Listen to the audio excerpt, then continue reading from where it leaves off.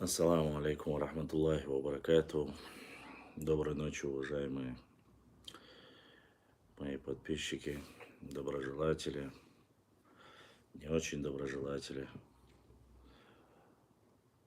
Так, у нас сегодня эфир. Тут, как говорится, опять немного об истории, о важном и нужном, надеюсь, и интересном.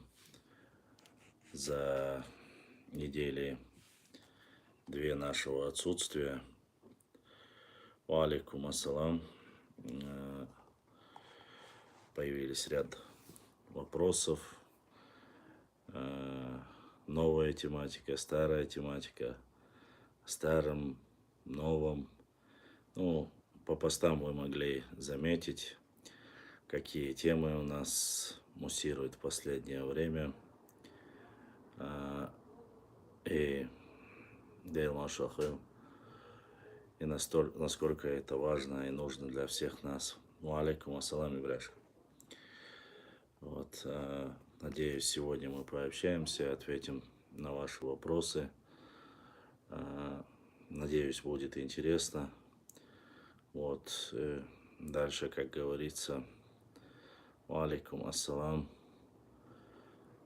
Постараемся по мере возможности, отвечая на ваши вопросы, провести эфир. Вот.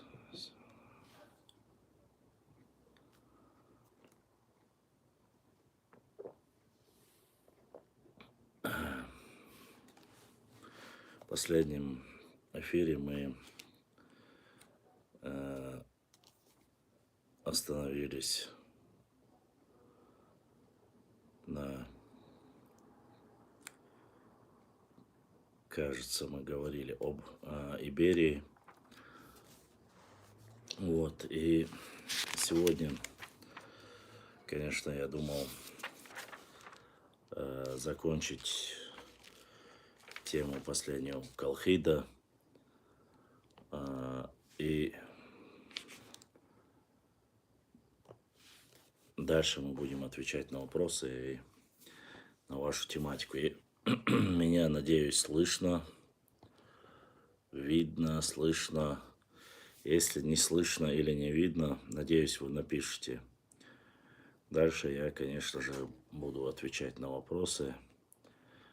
Вот. По поводу историко-лингвистической интерпретации этнонима Колхида или Колхи существуют разные точки зрения. В этих условиях мы считаем целесообразным, имеется в виду весь научный мир, под словом мы подразумеваем все,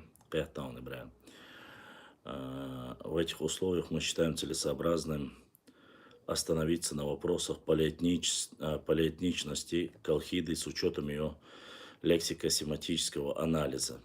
Вот. Как известно,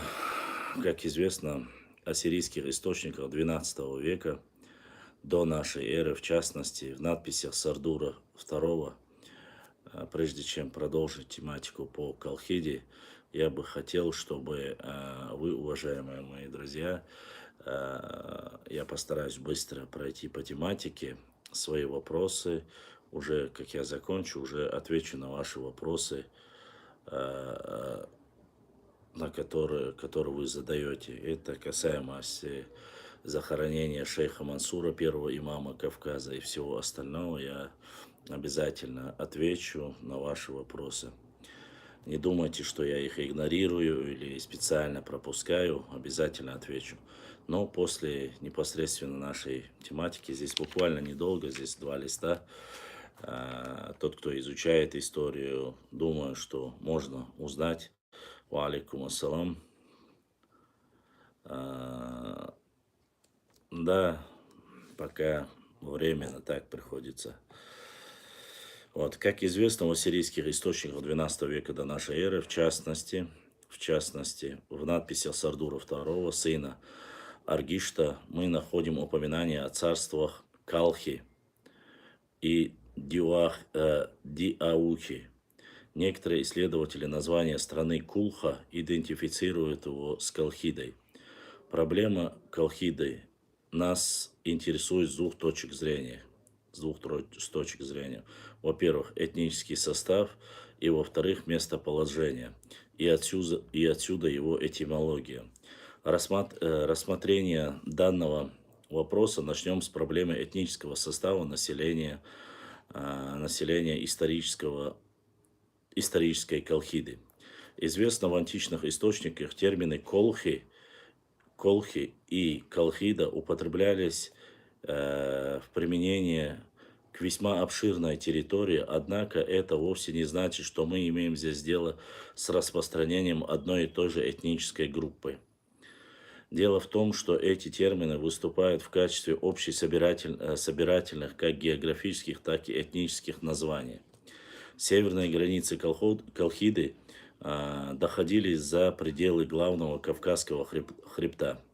Колхидская культура распространялась на Северном Кавказе, а в ареал этой культуры входили, кроме грузинских, заметьте, я прошу вас, чтобы вы понимали, но у многих слушателей может возникнуть вопрос, при чем тут Колхида, которая непосредственно история Грузии, и наш народ, нохчи народа или чеченский этнос.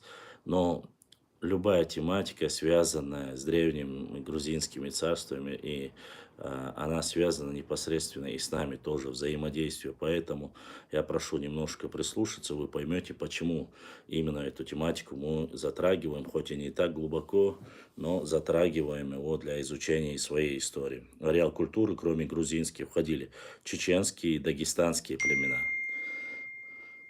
Так, надо сейчас пока вопросы отключить. Вот.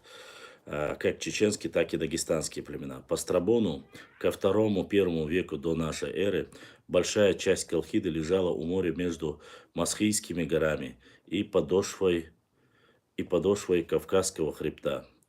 И в том случае термин колхида употребляется в географическом смысле Диоскурия современная Сухуми и Питиунт, современная Пицунда, а не узкоэтническом значении. По сведениям Ксенофонта, 401 год до нашей эры, в Колхиде проживали следующие этносы: курдухи, халибы, халдеи, макроны, колхи, масянки, койты, тибарены. В этих условиях мы согласны с тем, что термин «колхи» мог иметь собирательное значение и мог применяться к любой части населения той обширной области, которая приобрела название Колхида. Поэтому понятно, что население, упомянутое в этом случае под названием колхов, в другом случае могло вступать под иным названиями.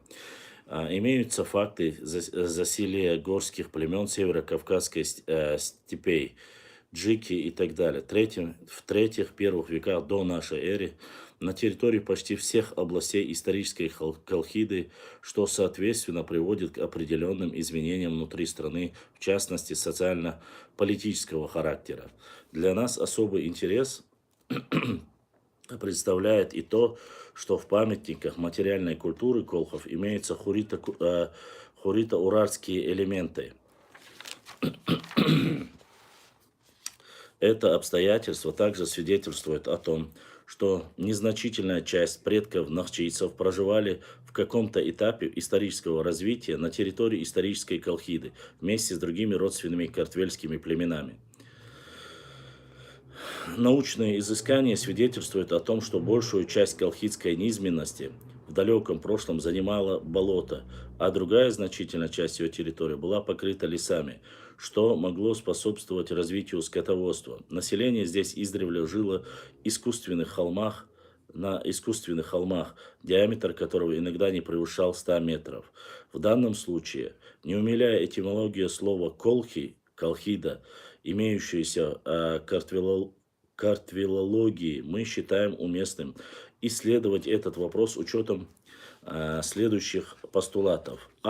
Возможно, это сложное слово, где во второй части именуется формат типа хи, а, преднеазиатского кавказские топонимы кумхи, дуахи, гехи и другие. Или там имеется формат множественного лица в корне слова кол, кул, кол и кул. Б. Насколько картфилологами используются данные из других родственных кавказских этносов, этнотопонимия. Для большей убедительности своих доводов с учетом этнической поливалентности исторической Колхиды, если вторая часть хи имеет гидрономическое значение, то это общее иберийское кавказское слово типа огонь, красный и так далее. Поэтому мы считаем, что картфилологи должны внести дополнительные аргументы в этимологию этнонима Колхида. Это очень помогло бы кавказоведению. В специальной специальной литературе Дьяконова Меликашвили отмечено, что халити, уральские надписи, также халиб и другие древнегреческих текстах халтиг армянских источников являются разновидностями одного этнического названия в общей основе хал. Халибы, занимающие особое место в древней металлургии Малой Азии в исторических источниках называют также халдами. По сообщению Страбона, халды в его времена в старину назывались халибами, однако форма халд существовала, видимо, и раньше. Уральские древние источники. Интересно, что в древнегреческих источниках халибов называют аркина, грузинское железо. Если сравнить с чеченским, эчик в том же значении. В этих условиях необходимо отметить, что в отличие от населения колхидской низменности, живущей в 6-3 веках до нашей эры в условиях классового общества и государства, население южных и северных горных областей Колхиды все еще находились в условиях родового строя и присущей ему политической раздробленности на отдельные родоплеменные единицы. Этнические источники в интересующих нас области называют много разных племен. Тибарины, халды, халибы, масинки, макроны, саны, чаны и так далее. Наиболее выдающий среди жившего здесь древнейшую эпоху населения была, вероятно, группа племен, носящих название халдов. Более того, по описанию Ксенофонта, почти вся территория проживания халдов была покрыта бесчисленным количеством укреплений.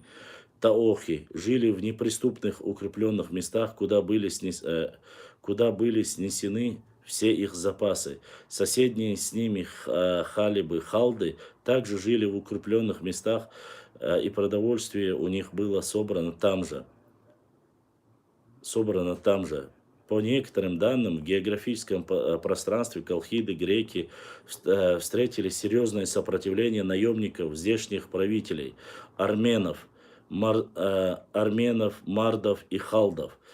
Последних Ксенофонт выделяет особо, считая этот народ независимым и храбрым.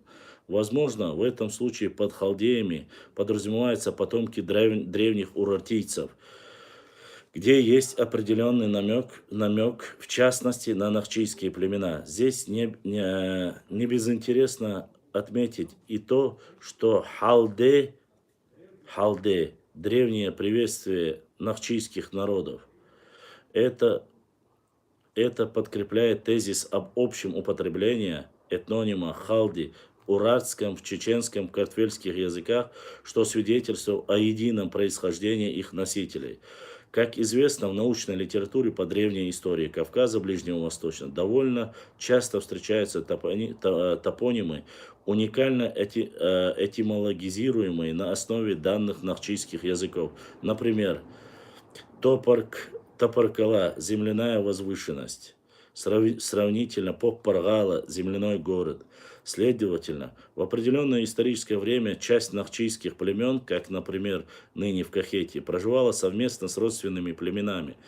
что закономерно соответствует общему этноисторическому процессу и сосуществованию родственных народов, объективная и позитивная реальность в прошлом и настоящем. Таким образом, выше переведенные дешифровки древних письменных источников, текстов, слов, этнонимов, топонимов, гидронимов на основе данных нахчийских и других родственных языков Кавказа и Ближнего Востока позволяют сделать следующие выводы. Первый вывод. А. О распространении в историческом прошлом нахчийских племен на обширные территории Кавказа и Древней Предней Азии. Б. О том большом культурном вкладе, который внесли нахчийские и другие родственные племена на указанном географическом пространстве в историческом прошлом. В. Приведенные материалы могут оказать существенную помощь специалистам общественных наук, кавказоведам, натурально, настоящих кавказоведов имеется в виду, а не нарнийских д'Артаньянов, которые несут чушь собачью, так и при исследовании других неродственных нахчийских племен и языков. Вот таким образом мы пришли, закончили как раз таки,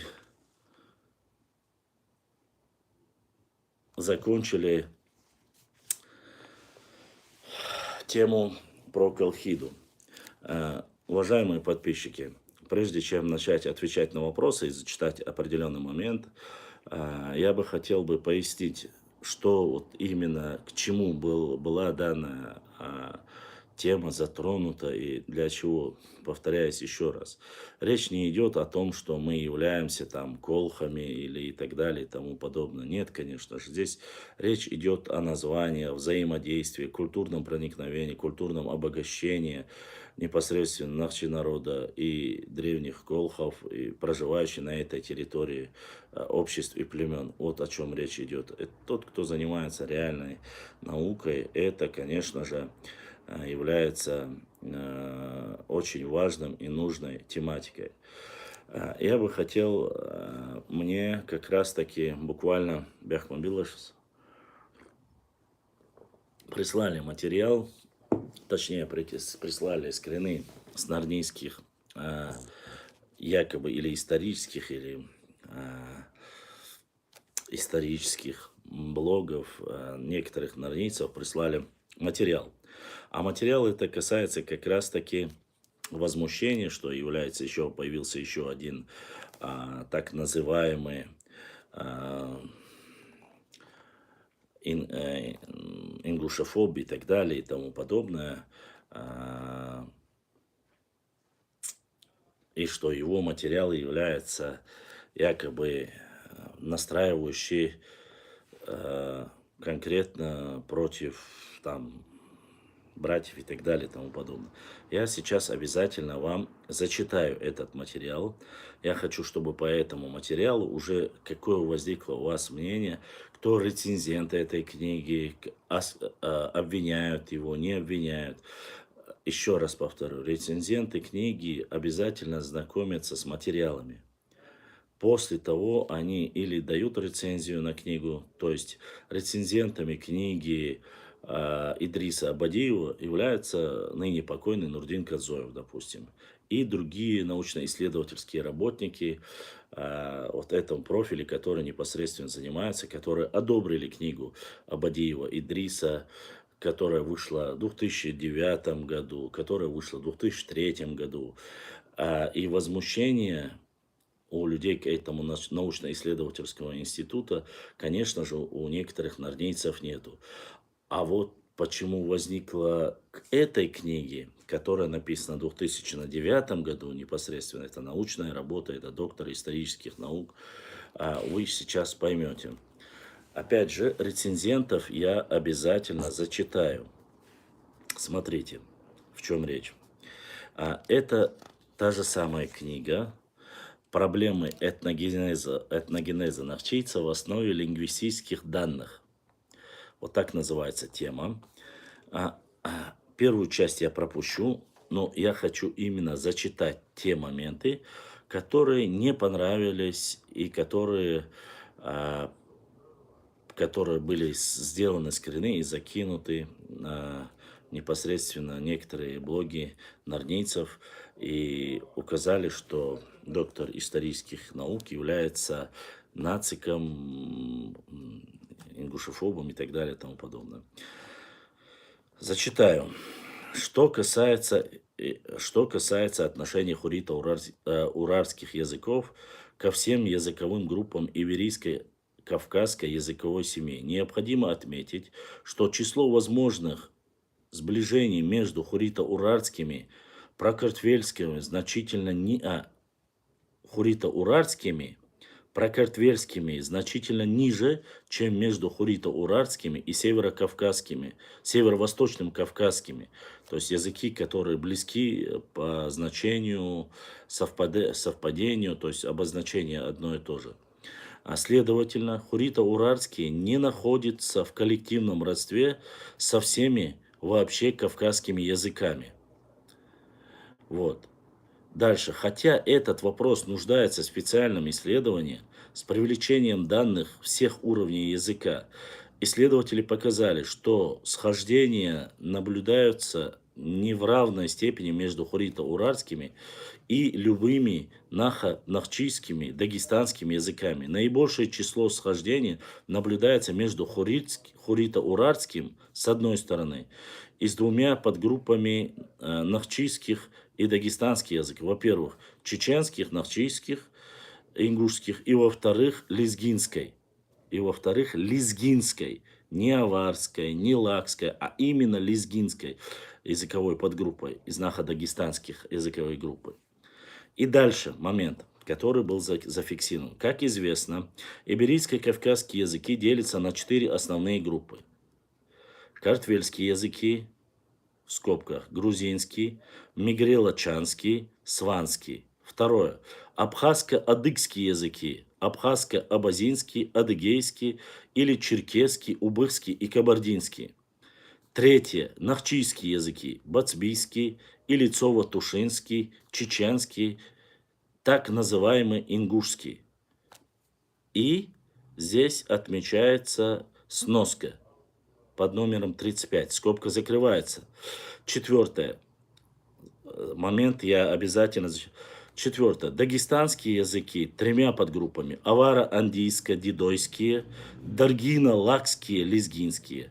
Правда, во многих отношениях языки этих 4 основных групп сильно отличаются друг от друга.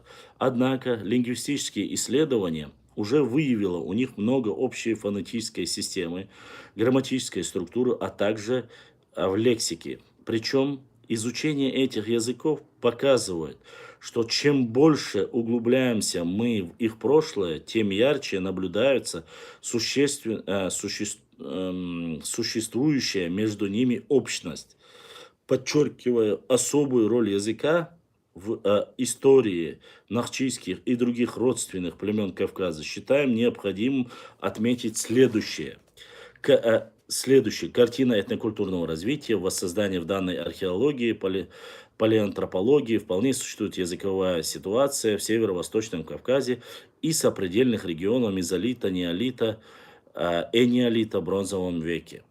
Так вот, интересное самое заключается. Помните, я вам сказал, здесь была сноска чеченский, так называемый ингушский, и 35, ссылка на 35. И это подссылка 35 делается сноска. Сноска снизу под самым, как говорится, там черточки, они уже дают определение. И это определение. Ингуши – это искусственная нация, выделенная из чеченцев царским правительством после подписания ими, ингушами, акта вечной присяги верности России в 1810 году во Владикавказе. Вот такая сноска на 35, которая была сделана. Именно из-за этой ссылки, именно из-за этого наш уважаемый доктор исторических наук Джамирзаев С.М. был подвергнут резкой критике и назван неким ингушефобом и так далее и тому подобное. Но еще раз я хочу Теперь я хочу, чтобы вы понимали, кто же является, никто не говорит из них, кто же является рецензентом данной книги. То есть с этой книгой полностью согласились, подтвердили, являются такие ученые, начиная рецензенты. Я вам зачитаю их еще раз, чтобы было понятно. Прежде чем в следующий раз публиковать или говорить, что якобы является таким-то или другим, мнение автора, доктора исторических наук, вы должны зачитать, кто с этим согласен. А согласны с данными материалами рецензенты, которые находятся вместе с данным ученым. Доктор исторических наук академик Меликашвили, доктор исторических наук академик Георгадзе, доктор исторических наук, член корреспонденции Академии наук Грузии Пицхелаури, доктор исторических наук Гасвиани, доктор филологических наук Чрелашвили, доктор исторических наук, член корреспонденции Российской Академии наук Арутюнов, доктор исторических наук А. Терпетросян, доктор исторических наук С. Чишко. Научное издание в монографии доктора исторических наук Джамирзаева С.М., который тоже является, как я вам говорил. Вот все эти ученые данные подготовили материалы, и сноска была сделана с этими сносками, с этим материалом были ознакомлены все. Поэтому вы должны понимать, когда вы обвиняете в данной научной работе, ну, допустим, определенного чеченца, который написал книгу, как вы говорите, кто рецензент, кто позволил, кто подтвердил данные научные материалы, на чем они основываются, и так далее, и так далее, и так далее. Поэтому я думаю, что вы должны понимать, что прежде чем обвинять кого-либо и говорить о ком-либо, вы ведете дискуссию не об одном человеке, а о целом ряде ученых, грубо говоря, с мировым именем. Вот, по крайней мере, на пространстве СССР. Вот сегодня я вас ознакомил с небольшой вступлением. Дело в том, что мне скидывали ссылки, и по этим ссылкам я ответил. Конечно же, был еще ряд от нашего старого маразматика, вопросы, ответы, где он очередной раз на Гайрбекова Муслима ссылается, обвиняя его, что он якобы передал земли. Много чего. Я просто-напросто и на все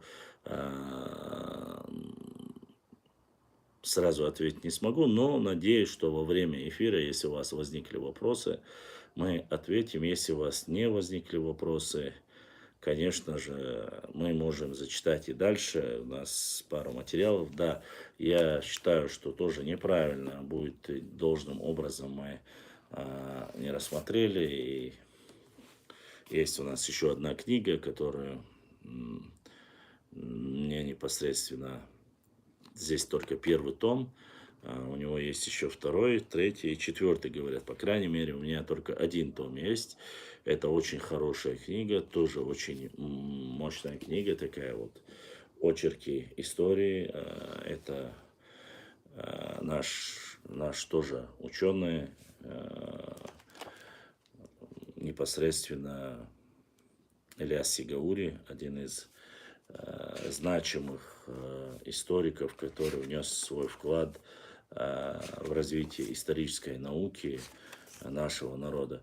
Я думаю, некоторые материалы по истории здесь будут очень интересные, с которыми я вас ознакомлю. Многие люди меня спрашивали с самого начала, с какой бы книги можно было бы начать изучать нашу историю. Я многим людям говорил, еще со времен, когда я учился на историческом факультете, меня спрашивали, то есть я ознакомился с этой книгой, очень хорошая, очень интересная книга. Само собой, здесь это очень сильная научная работа, которая подтверждена с каждым документом, с архивными документами. И чем она интересна? Тем, что от начала до, ну, по крайней мере, до Второй Чеченской войны, здесь в этой книге есть очень много материалов. Конечно, многие могут согласиться, многие могут быть не согласными. Однако Ильяс Сигаури сделал очень многое для изучения истории.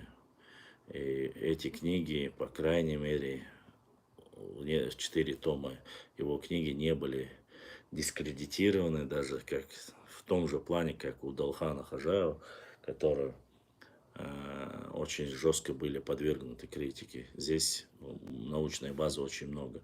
Есть и новые версии 2 его книги, но, к сожалению, пока я до них не смог добраться. Материалы из них мы будем тоже изучать, вот, и рассказывать непосредственно у нас в эфире.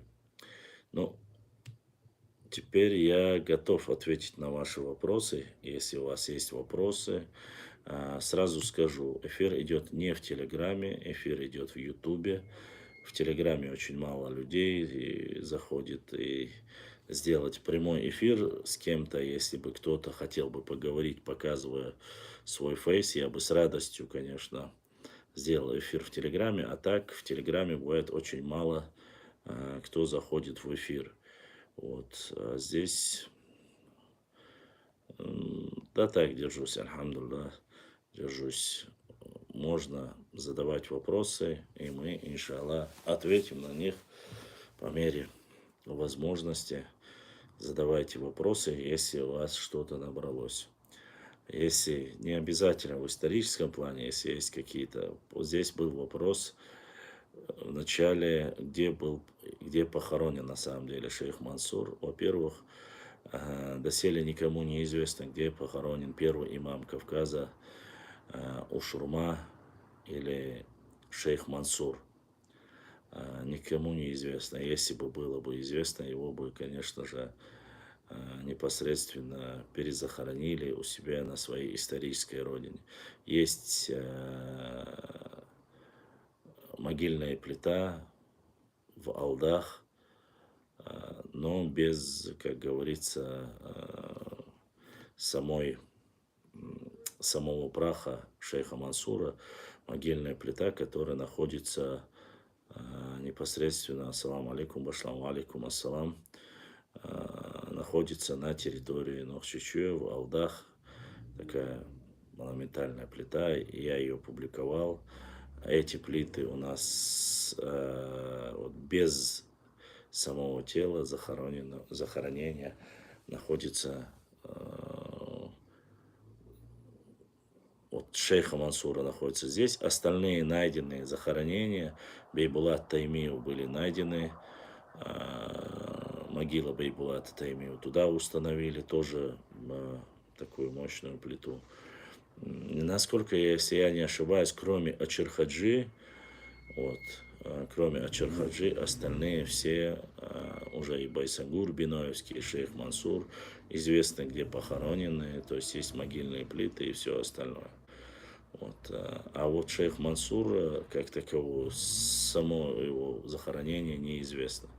Искали, ищут, многие говорят, но, по крайней мере, пока реально его захоронение не найдено.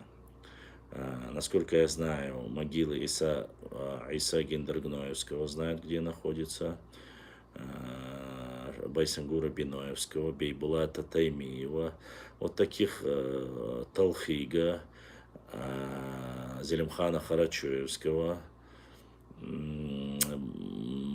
место захоронения Батуко я еще не слышал, Батуко Шатоевский, или, если по-другому сказать, Пхамтоевский, по крайней мере, пока не видел.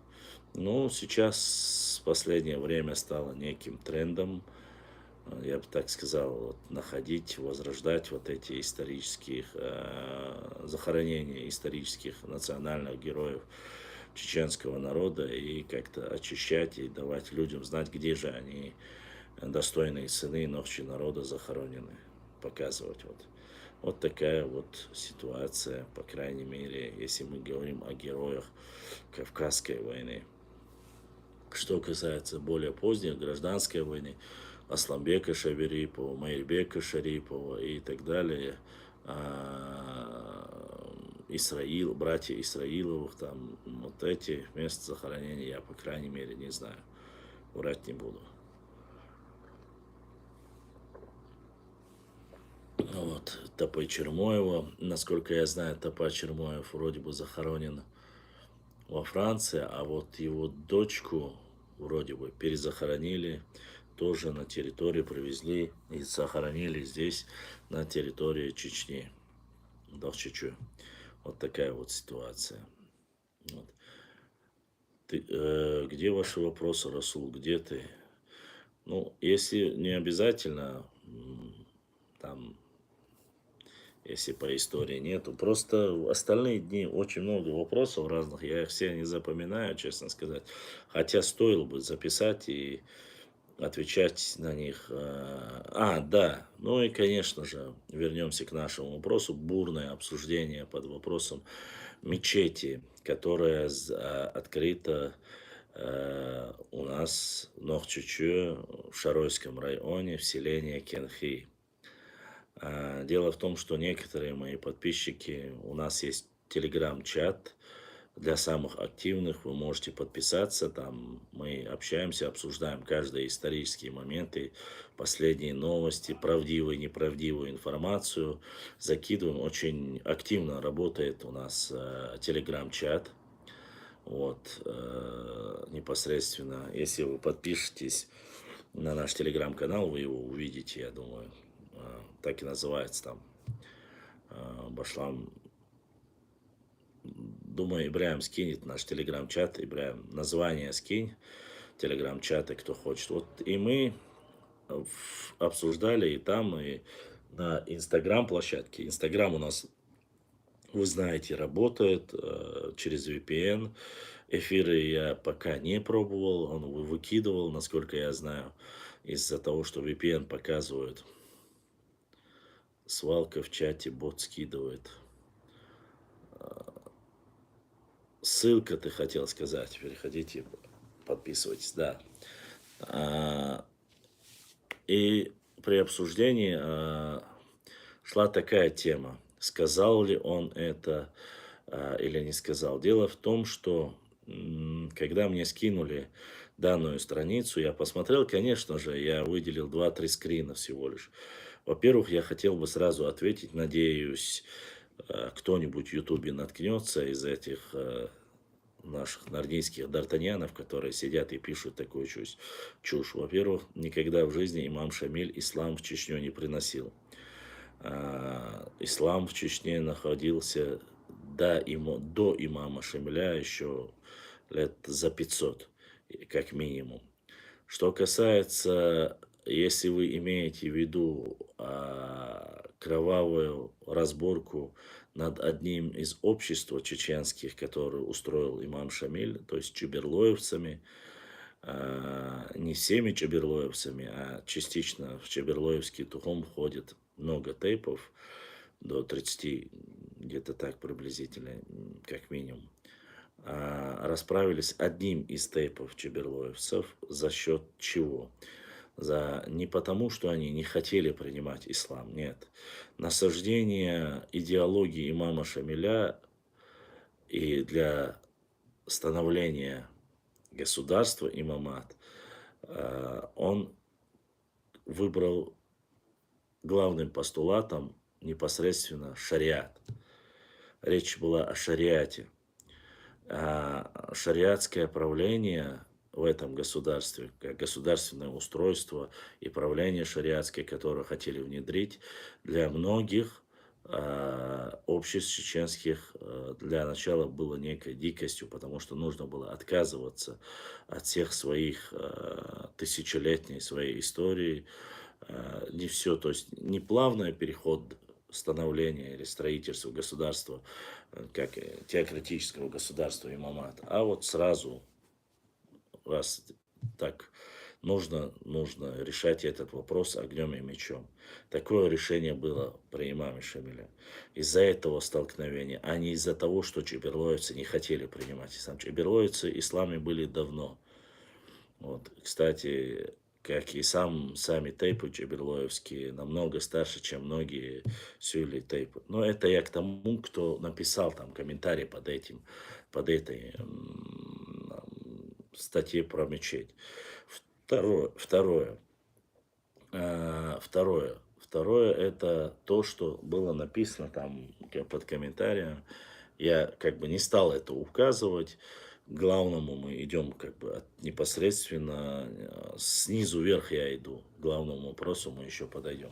Было написано, что мечеть построена в аварском стиле. Аварская архитектура. Об этом очень часто любят говорить некоторые нарнийцы с Востока, очень сильно, якобы, особенно красный горшок, Хапизов и так далее, там аварский стиль, аварский стиль. Честно вам скажу, я очень хорошо отношусь ко всем народам, я клянусь Аллахом, нет у меня такого, чтобы там предвзятое отношение или национализм, сразу, чтобы вот этих вопросов не было, сразу можете, те, кто там сейчас, если даже увидит эту запись, хотел бы это перевести в эту сторону, оставьте свои сказки, байки, речь не идет о какой-то привилегии национальности, но я элементарно, мы сегодня, да, знаем, я многим говорил и рассказывал, что я не интересуюсь соседними регионами, их историей, их культурой. Так, если вскользь непосредственно не затрагивают какие-то вопросы, тогда я начинаю интересоваться. И вы знаете, я поинтересовался и загуглил, так сказать. Как говорится, шейх Google вам в помощь, загуглил, завикипедил, так сказать. Ну, прошелся по информации, которая есть в открытом доступе. И, вы знаете, все фотографии, которые я нашел, я мог бы загрузить, но, к сожалению, Инстаграм-пространство не позволяет только 10 фотографий. И все, что я нашел, я закинул. Нету никакого отдельного архитектурного стиля аварского, не в обиду. А то, что есть, это и то в Википедию какой-то самоучка сделал пару фотографий, закинул под названием как аварский стиль. Я вам показал. Совпадений там никакого нету. Там больше совпадения в этой мечети с Асванской башней, нежели чем с аварской. Поэтому там и рядом не было никакого аварского стиля. Мечеть сама стандартная, очень красивая, построенная за счет главы Чеченской Республики и названа в честь имама Шамиля. Ее не называл никто, ни Сюли не называли, никто. Его так назвал непосредственно глава Чеченской Республики. То есть он выделил деньги, он построил его. Чтобы не было никаких, вот я там написала одна, я удивилась, как это чеченцы, которые ненавидят Шамиля, а потом поняла, что это аварс. Еще раз вам хочу сказать, и подходя к главному вопросу, все научные материалы, которые есть, которые еще я закинул Иоганна Гюльденштейна, который первый который описал вообще, ну, описывается, что селение Кенхи название получило от чеченского гидронима Каинхи, белая речка. И основали его не Сюли, а основали его Шаройский тейп Чарой. И историю это описано. То, что после оно сегодня заселено соседними нашими братьями мусульманами, и то, что там проживают сюли, аварцы на русском языке, оно не становится автоматически дагестанским. Там начали писать, что Цумадинский район присоединили до этого там Бути, Химой, все они находились туда-сюда, входили в состав Аваристана и так далее. Ну, Если бы это было так, я думаю, что ученые, немецкие ученые, это бы зафиксировал, по крайней мере. Но опять же, момент фиксации Иоганном Гильденштейном, когда он находился, там сколько, 100 дней, там, или сколько там написано, он фиксировал материалы. Дело в том, что в то время даже не было имама Шамиля. Это конец 18-го, вторая половина 18 века. И в то время оно зафиксировано как чеченское селение. Ничего более нету. Да, сегодня в Википедии можно, конечно, за 50 рублей, за 100 рублей переделать. Там уже понаписали многие, там, что оно бывшее, там, аварское село и так далее и тому подобное. И говорят, вот вы нас упрекаете тем, что вот это бывшее Кванхи, там, и так далее, Сиампунсяо и так далее и тому подобное. И Красный Горшок, и Хапизов, многие ссылки все только на него. Как всегда, великие исторические данные, которые у них есть, это Лаудаева, который Лаудаев не является вообще ни ученым, ни этнографом, я не знаю, но очень любят, особенно про дань, когда рассказывают. Так вот, одно село там, одно-два села они перечисляют. Хема я вообще молчу. Там уже само название чего говорит. Но не кажется ли вам как-то несправедливо, якобы там было у меня, упрекали меня, если когда я написал, упрекнули меня в том, вы говорили, что мы ваши села заняли, а на самом деле вы заняли наши села. Ну, вы хотите сравнить, даже гипотетически вы хотите сравнить одно-два села, гипотетически, хотя я не говорю, что это так, Шаройского района против целого района, Ауховского района и двух селений в Казбековском районе.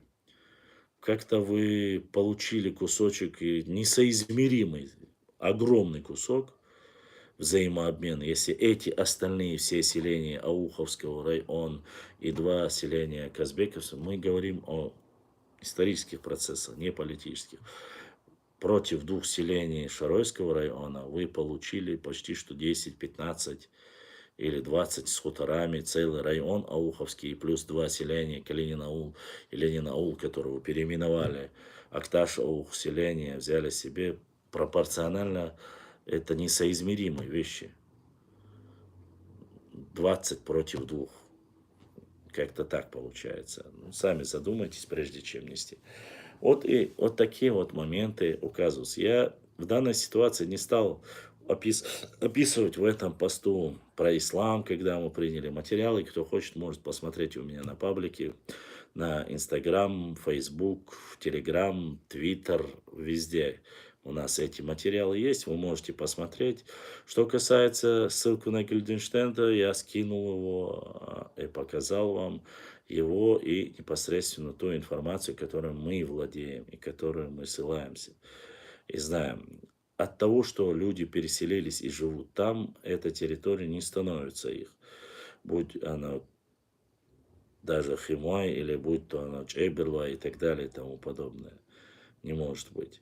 И никогда так не было. Если по вашей же логике судить, опять же, по вашей же логике судить, почти что 200 тысяч населения живут в Хасавюртовском, ныне Казбековском, как вы его называете, Навалакском районе проживает большая часть, там проживают все нохчи. Но однако вы пеной изо рта утверждаете, что они пришли и так далее и тому подобное. А сами из-за того, что в одном селении Кенхи проживает там, ну, до 2000 уже граждан Чеченской Республики аварского происхождения, говорить, что это селение ваше. Думаю, как-то это неправильно.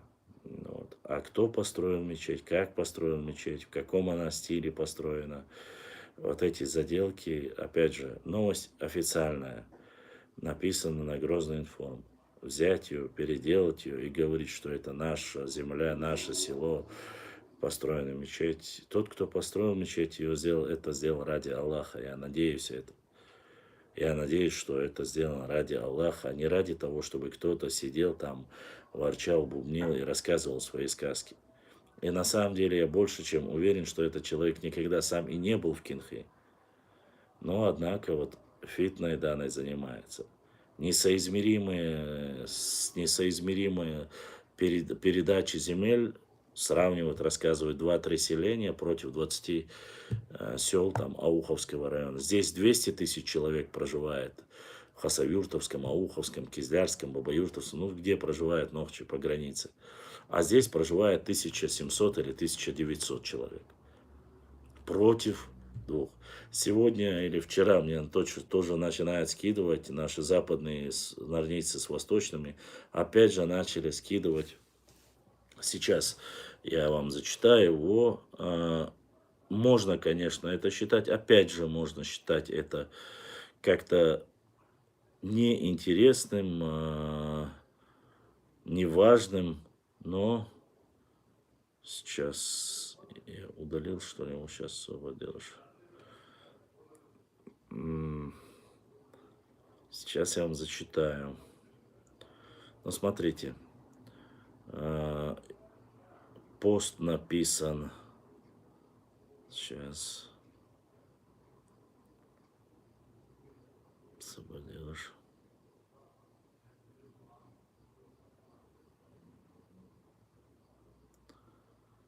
Так. Ничего.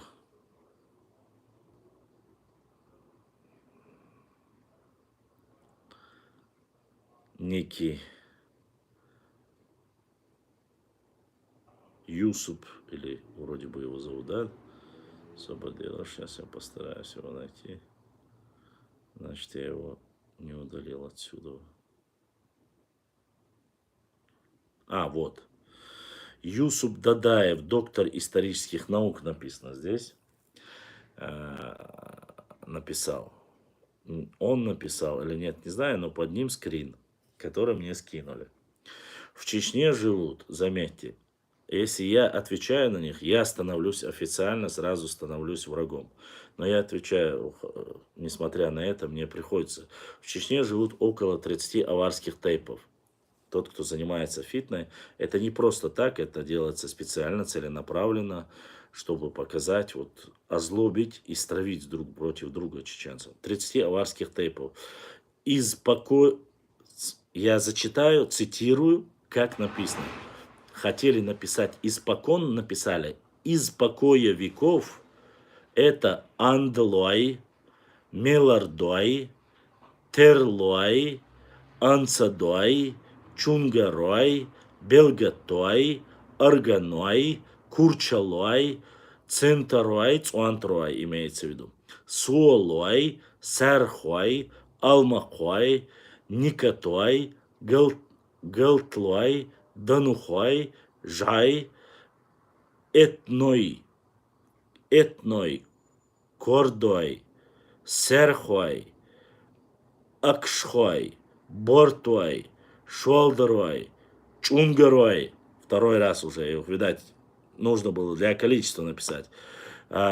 Чанахкой, Бейной, Тудалхой, Этлой, Когати, Хакарой, Удалой, Сагатной, а также даргинские Цудахарой, Кубчи, Лезгинские Ахтой, Кумыкские Гунки, Таркой, Лакский Кулинхой, Турлой, Кулинхой, точка, Турлой приписали в Тухум из-за княжеских кровей.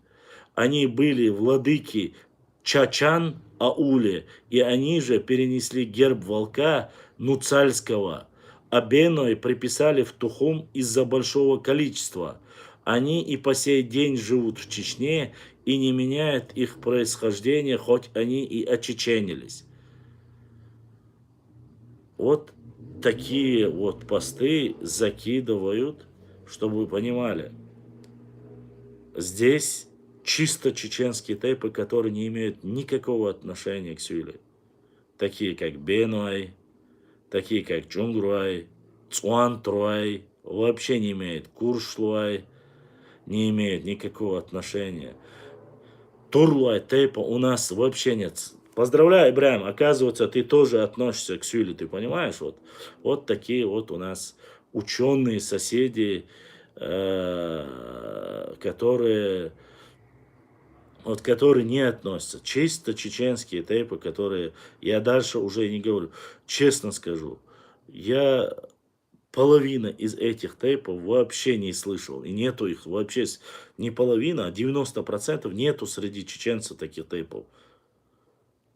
Понимаете? Нету.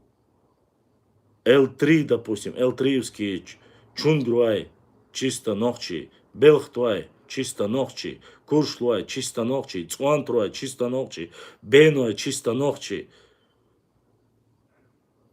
Какие-то когти, Харкаруай, вообще это относится, Мулкуай, Бугош, Цуцуагу, Бациш. Я не знаю.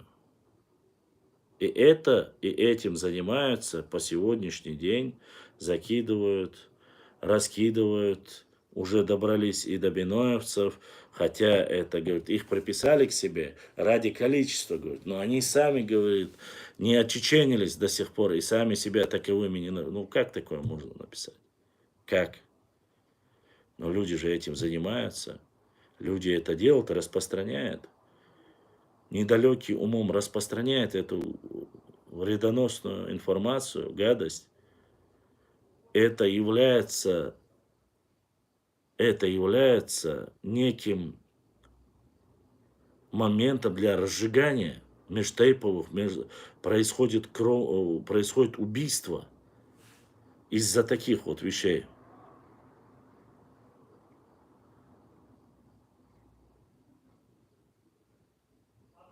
Вот в чем получается.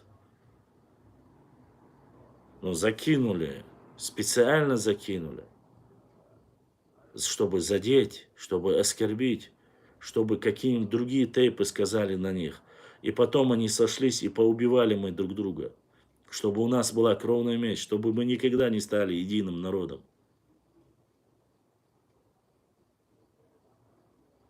Возникает вопрос. Мне это нужно, я это делаю. Одни из самых больших тейпов начали уже, ими играть начали.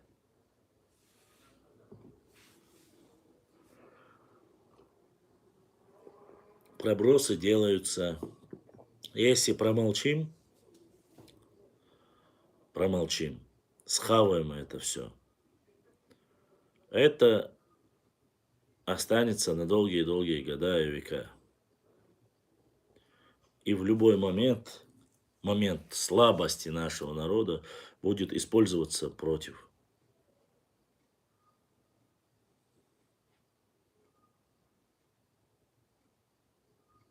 Я еще раз говорю, да, конечно же. Вот, конечно, Ибраим. Я и говорю, я не утверждаю, что это сделал сам Дадаев и так далее. Понятное дело, как это написано, какие. Но даже Сюли начали использовать этот материал. Этот далеко пошел, он говорит 40. 2 раза он написал Чунгрой. 2 раза. А чунгроевцы вообще, у Сюли нету такого ДНК L3. Это чисто наша тема. Ногчи щука будешь в основном. Чунгрой, Харачуай, Чермуай, Белхтой. Как Белхтой, который J2 попали туда. Белхтой тоже туда закинули. Цуантруай закинули туда. Они же прекрасно знают, что Бено и Цуантруай одни из больших тейпов чеченских. Самый даккий тейп между им агаться. Но целенаправленно закинули. Вы посмотрите, вот, конец, просто как написано, конец. Когда я вам зачитывал, чтобы вы поняли, конец как записан. Ничего, да, так вот, конец, смотрите, как написано. Про Турловых, которые получили земли, я вам рассказывал, как они просили у царя, как им дали. Специально под Чачан Ауле, видите, он отвечает Ча большой, Чан Ауле, они же принесли герб волка, они тут на самое святое, зная, что мы очень любим волка. Но наш волк никогда в жизни И рядом не стоял. То, что они показывают, ладно, не буду я ничего говорить по этому поводу. И тут волка, и говорят, они же принесли герб волка Нуцальского, а Беной приписали в Тухум, говорит, из-за большого количества, 3 восклицательных. Они и по сей день живут в Чечне, и не меняет их происхождение, хоть они и очеченились.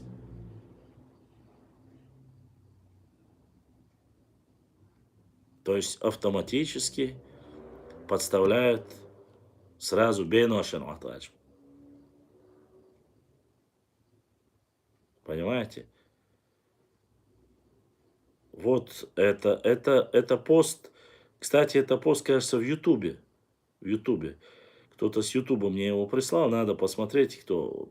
Мне уже 10 человек прислали его. 10 человек прислали. Поэтому нужно понимать, что если мы пропускаем моменты по Ауху, по Шарою, по вот таким вот высказываниям, вы мне говорите, не уделяя внимания, не обращая внимания, оставь, вож, мы не можем. Поймите, мы должны любое, не, конечно, какое-то дебильное высказывание, а это ведь, между прочим, очень серьезная тема, которая очень сильно задевает чувства тысячи людей происхождения этих тейпов. Нельзя ничего оставлять.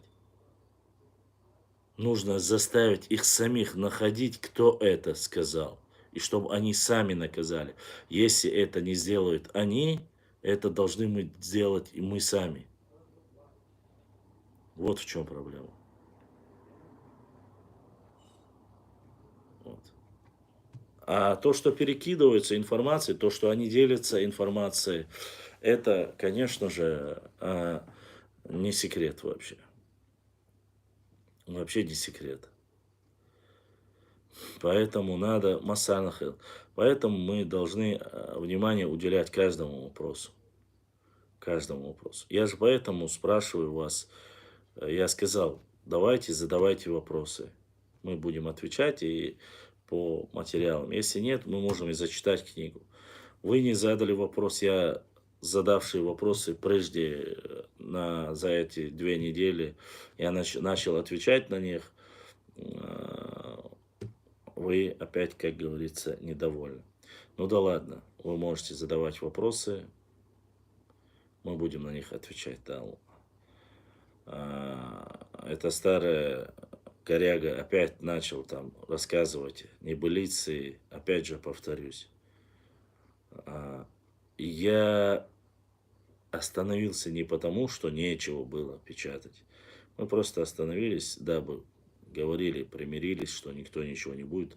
Данная ситуация, сейчас многие переключились на конфликт в Украине. Но эти люди, несмотря на это, потихоньку набирают оборот, опять же оскорбляя и исторических национальных героев чеченского народа, и весь народ, и тейпы оскорбляют. Ну, да, мы будем отвечать. Опять же, вернемся к проблеме Вахушти Багратионе. На одном из тоже мне микросылку скинули, где коряга старая начал говорить о том, что Вахушти Багратионе четко указывает, где проживают зурдзуки, где чечены и так далее. И мне нравится момент из чеченского вестника или архива, зачитывает документы, и он непосредственно под момент, где Вахушти Багратионе зачитывает о вещах, которые недопустимы среди нахчивского народа и галей народа, он так сказал и прошелся. На самом деле, там Вахушти Багратионе, если вы настолько уж верите в него, очень оскорбительной форме написал про ингушский народ. Но этот момент пропускает и переходит сразу на чечаны, якобы там нижней части называли чечаны, утверждают, что чечаны употребляются, или вообще термин как термин употреблялся якобы в начале 18 века, но мы вам показывали, что еще с конца 17 века грузинский князь рассказывал о городе Чечанов, который находится вниз по реке Аргун, вот, в низине, и за которые ему приходится через каждый проходит, когда они проходили через эту территорию, им приходилось платить подать и так далее и тому подобное. Есть исторические материалы. Если старая коряга не знает об этом, надо бы поискать, надо смотреть, надо изучать и не говорить. Опять же, не нужно нашу историю, мы сами прекрасно знаем. Называли нас чечаны, шашаны, цацаны, это не ваше собачье дело. Тем более такой коряги, как ты. Вы уж извините, я церемониться не собираюсь. Если человек нас называет там сбродом, с каких это пор я должен с какими-то эпитетами относиться.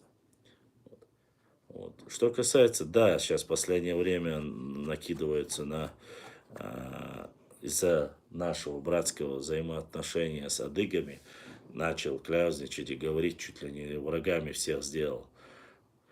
В одном эфире говорите, называет их чуть ли не самыми предателями, а в другом уже начинает называть их совсем иначе. Сделал из них друзей, то предатели, то друзья. Особенно мне понравилась тема про заселение Сунжинского, Малгобекского района. Но это отдельная тема, мы по нему еще, думаю, много-много раз будем возвращаться. Особенно еще момент был, который, как он говорил, Гаирбеков хотел отхватить у дагестанцев часть земли, говорит, у нас он оторвал кусок земли, сунулся к дагестанцам, они его послали и наваляли, что ли, вот что-то в таком формате. Вот такими формулировками наша старая коряга начал уже никак не может успокоиться, утверждая о том, что Гайрбеков, Муслим, якобы это все сделал. Башлам, из Англии какой-то индеец говорит, что нашел великую историю, карты, даже голосовые записи, время подтверждающие древние. Господи, что только не говорит. Это видео мне скидывали, какие-то записи, какие-то старые Англии. Ну что за... Давайте дождемся, пускай опубликуют, пускай покажут, и тогда мы уже посмотрим, какие записи из старой Англии, древней. Я не знаю, кто может в таком свободном доступе получить записи из старых английских там библиотек или архивов, специалистов в этой области. Очень странно. Сколько они? 30 лет у них, они находятся, живут независимо, отдельно, и до сих пор никак не могли найти, то есть ученые не могли найти, что ли. Успокойтесь, братья. Честно сказать, даже если они нашли, мне абсолютно без разницы. Если это нас не касается, Шейн Лупак дистанция. Пускай рассказывают, что хотят, как хотят, если это нас не касается. Мне не интересно, что их там они про себя. Я достаточно знаю. Понимаете? Это их тема. Пускай они там делают все, что хотят. Честно вам скажу. Давайте заниматься своей историей, своим единством. Нам намного важнее все, что касается нас и взаимоотношения нашего народа. 10 человек, 8 человек, доктора исторических наук и один чеченец написали, грубо говоря, книгу, собрали материал. Они оскорбляют одного чеченца,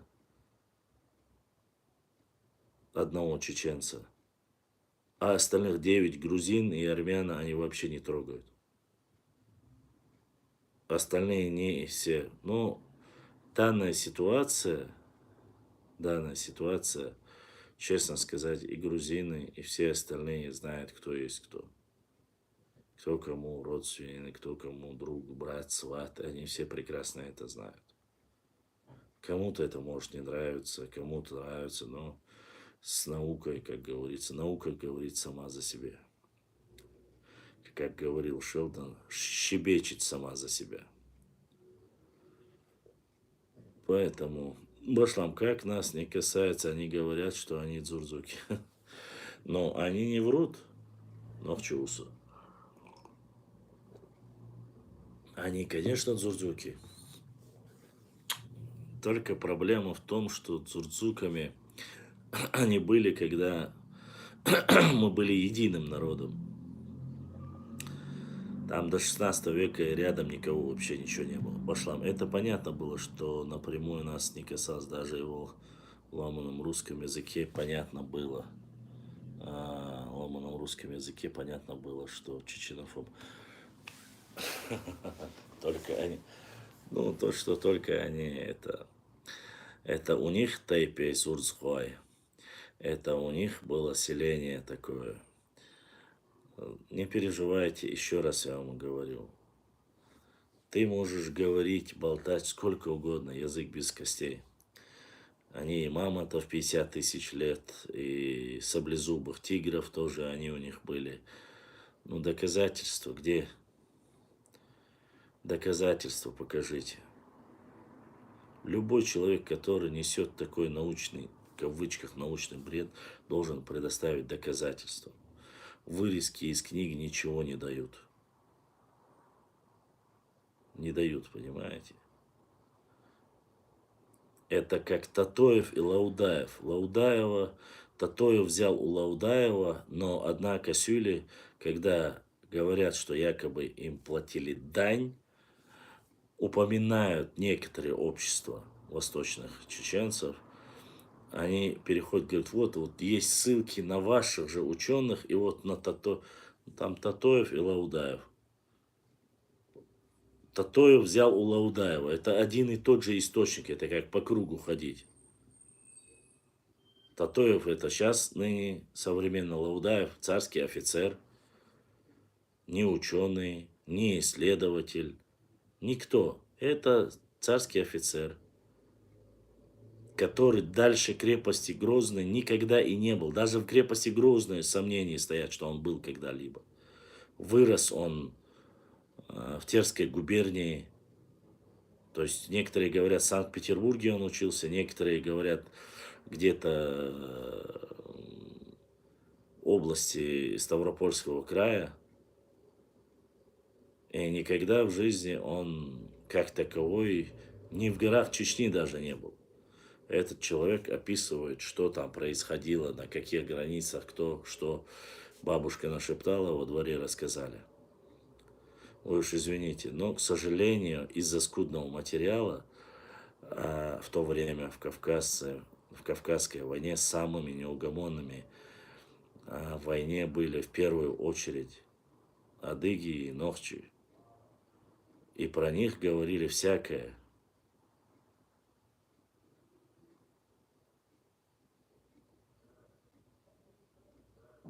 Вот. Но я еще раз вам говорю, друзья мои, 18 век в английском архиве нашли. Ну что за история, которая начинается с 18 века? Название Дзурдзуки идет до нашей эры. До нашей эры. Чтобы вы понимали. Кистинцы, дзурдзуки, термины, которые идут до нашей эры. Дальше уже и говорить не нужно. Если в 1801 году их было обоих полов 5-6 тысяч человек, а и грузинские карты, и многие другие европейские карты, на которых, и армянские карты, на которых указывает Дзурдзукетия, чтобы вы понимали, на этой территории 7-8, даже 5 тысяч, 7 тысяч человек не могли просто-напросто территориально иметь такое огромное государство. А их в начале 19 века было всего обоих женщин, стариков, детей было 7-8 тысяч. И я, честно сказать, не видел никаких материалов, где бы Валиком, расскажи, пожалуйста, объясни, что 3 тейпа, дичный, муку, чинхуя, половина ушли, стали ингушами. Я не буду говорить, что они ушли и стали ингушами. Я этого говорить не буду. Во-первых, дичный это чисто исторический, старый чеченский тейп. Чинхуай, чисто чеченский тейп. Они живут на своих землях и никогда не уходили. И Мулхуай, и Чинхуай, и Дишни это чистые чеченцы. Цен ногчи буш, шею цен ором буш. А Дабан, там, как они после переселения начали себя называть, я не знаю. Я не буду это говорить, Аллаху Алам. Я буду говорить только за эту территорию. Но я вам клянусь именем Всевышнего Аллаха, Валлахи, Биллахи, Талахи, Дишни, Чин, Хуай, Мул, Хуай, Цена, Шей, Цидош, Нохчи Мабуш, Нохчи Хома, Хабюла Мабуш.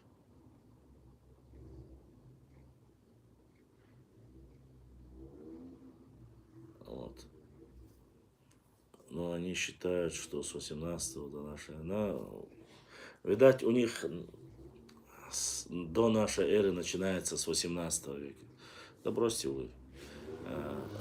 Опять же, смотри, одним из первых, кто начал описывать, ну, мы знаем, Северо-Восточный Кавказ практически никакими учеными не изучали.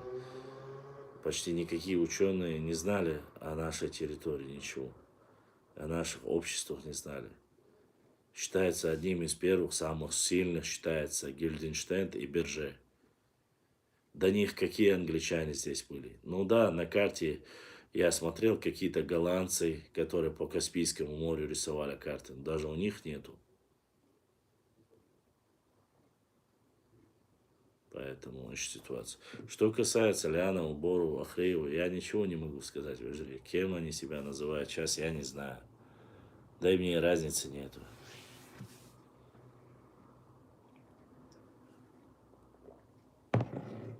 Вы не переживайте. Все в любом случае станет на свое место. Вот. Что уж говорить о наших дышне. В Панкисе проживают дышне. Дуиси был дышне. Хасу Хангашвили, который является одним из старейшин, самых лучших знающих в Панкийском ущелье и историю, никогда в жизни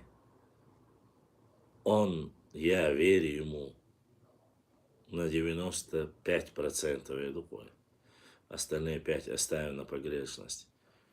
Его видео вы же видели, где он говорит и утверждает, что даже глигвы не являются галгаи. Не то, что дышни являются галгаевцами. Если бы они были, я клянусь Аллахом, что Хасу Хангашвили, ничего не теряя, сказал бы, что они являются галга или ингушами. Они бы не побоялись. Они и не живут в Чечне, и не живут в Ингушетии. Они живут в Грузии. Они сказали правду. Шашцен нохшидуа. Иш дышный был. Дует эхенах бу иш. Джок олат эхер, омалак эхуалено, джок олат эхер, майствай бу. Иш дышный был. Майствай дышный. Дамяр банча, шашцен нохчи бу бахцар. 200 лет они говорят, цен нохчи бу. Иордания да банчар, цен нохчи бу бах. Это нынешняя политическая система, политика, те, которые какие-то вот имеют свои взгляды на это, меняют. Махлай. Пашан, сегодня есть ингуши, Махлай из нашего тейпа, Ирвай, но не признают себя чеченцев так много, Ляна, Удишни, но тоже чеченхомы не знают, чем их кормят. Они не признают. Но это их проблема, Магомед Амага Ваша. Если, но щитцо бордела ночью, это завтра, как говорится, вот как раз такие вещи когда все время вдалбливают, говорят, вы отдельно, что будешь. Когда каждый, чукасина, вот некоторые говорят, не уделяй внимания, не обращай внимания, когда оставляешь, вот эти сказки, были, рассказы становятся реальностью, и эти люди начинают верить.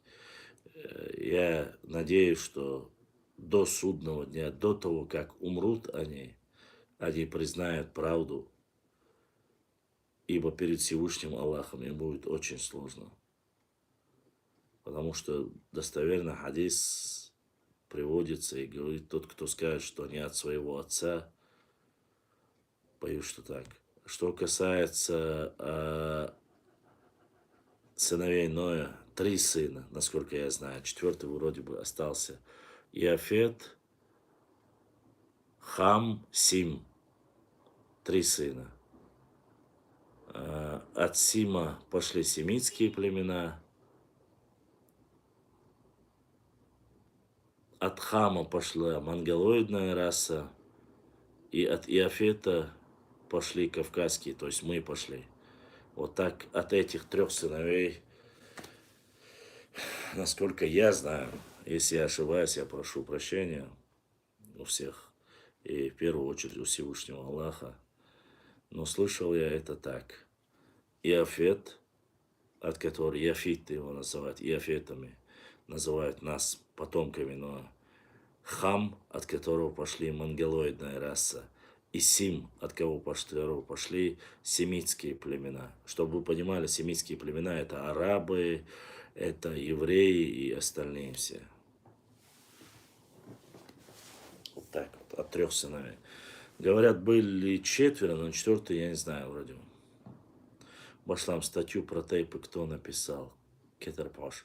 Это не статью написал уже. Если бы это была статья, это комментарий под видео о некого Дадаева.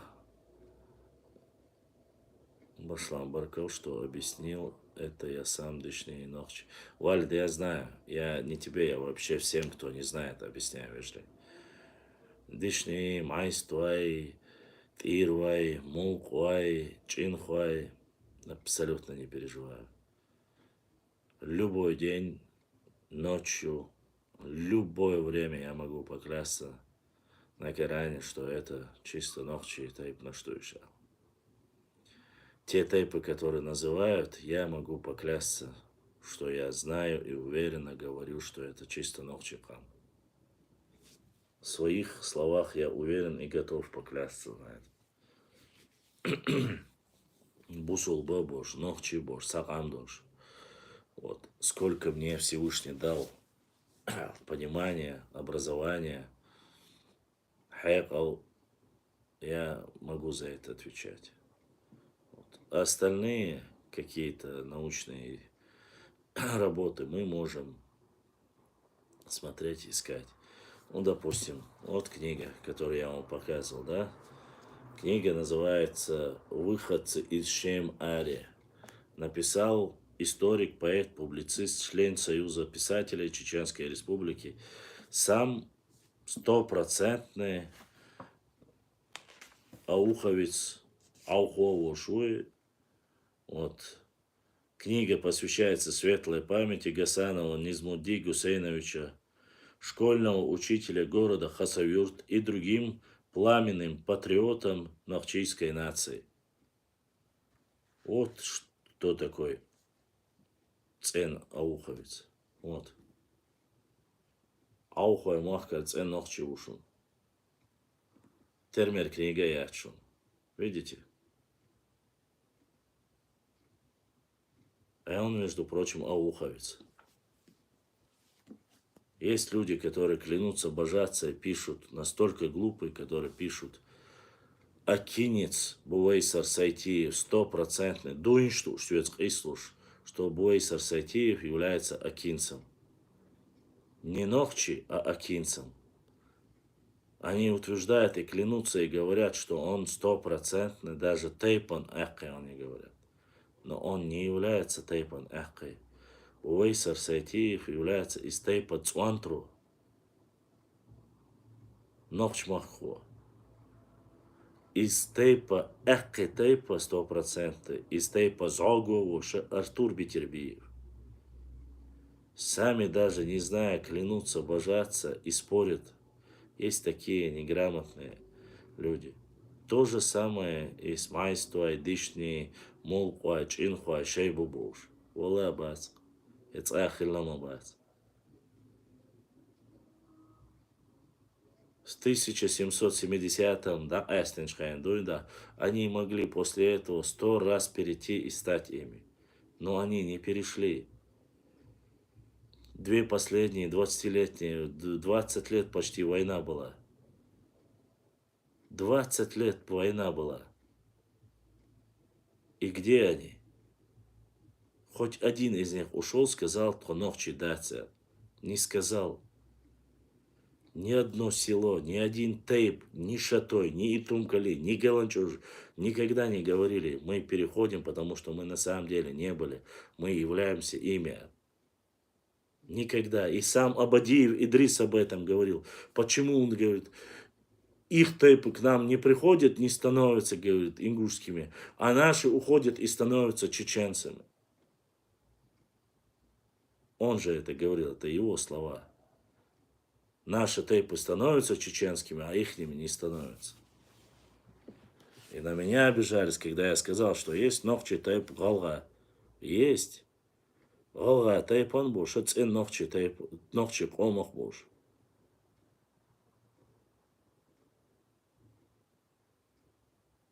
Вот и все.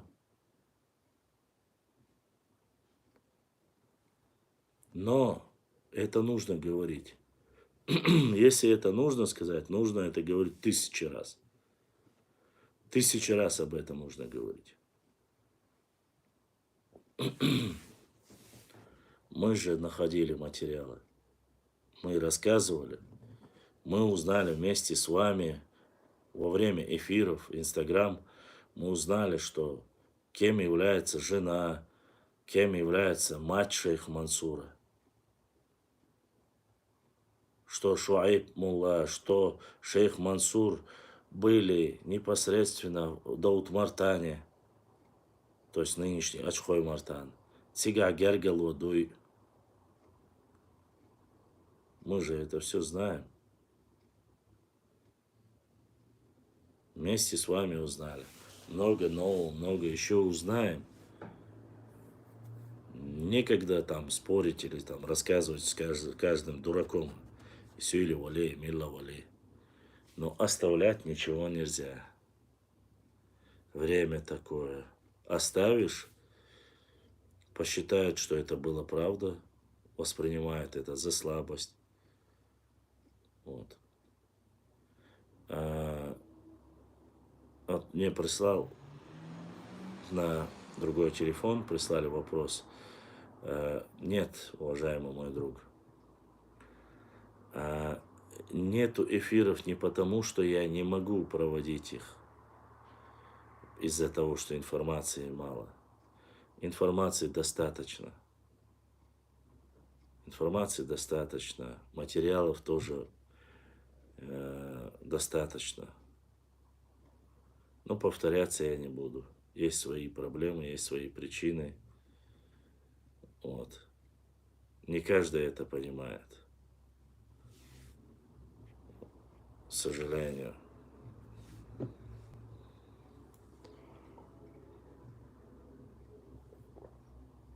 Мои близкие братья, друзья, Ибраим, Цуантру, Кыбеш, они знают, какая ситуация.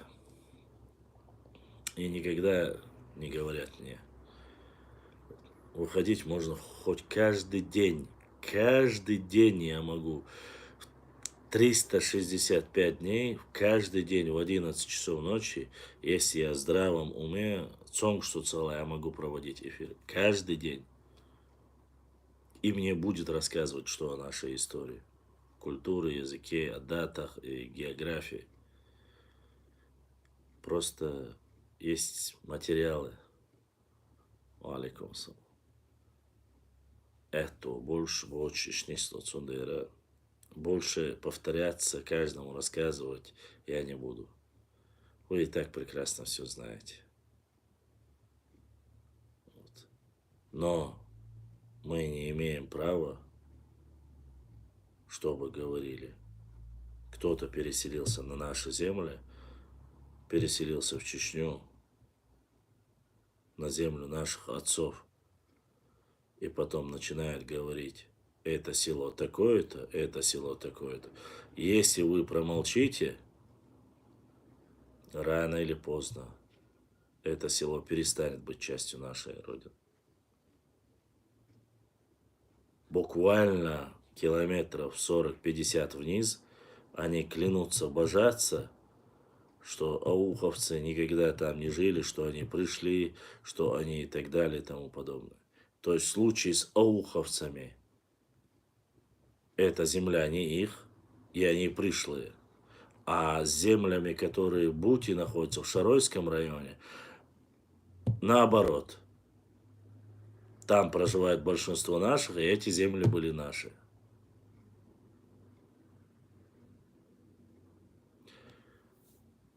Башлам, ногчи, мата, ствол, мух. Эшло, олмятсон, столах. Эшло, оле, тешмяч, усоинц. Я могу ошибаться, столах. Эшло, ол. Что олсуно? Столах, ногчи, мата.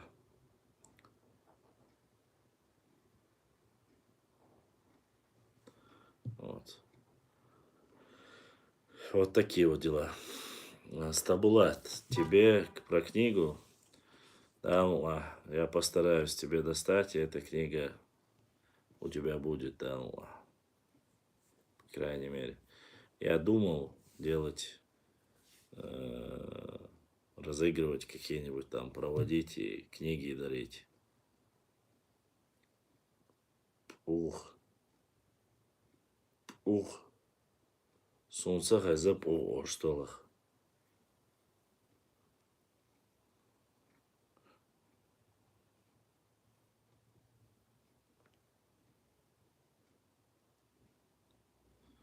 Пир яц пуга цаэсон. Эшло ош хазаксон. Эшло дарбачук сугалцеваля. Я могу ошибиться, конечно. Все уже. Я не помню. Хадас тек ол. Тек ош хазасон. Но тек именно шеца гуаргайош. Вайца ног чистол яцер. Лохайош. Цунах ош хазасон тек. Но масарах ол цахаунсон. Аспеч бютер бацон булат. Ишложка.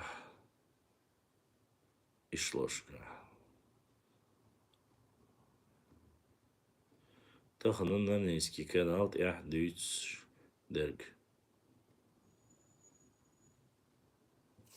Что же.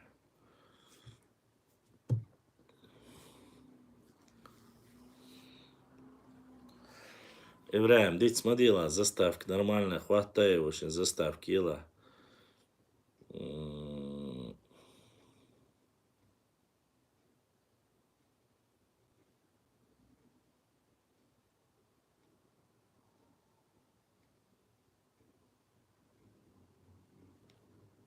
РС брашка.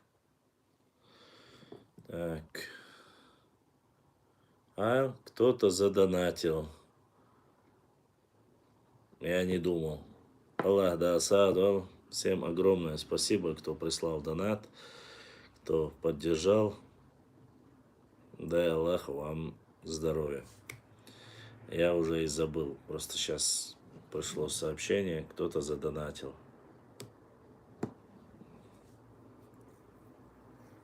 Есть и такое, конечно, чтобы одно слово имело несколько значений.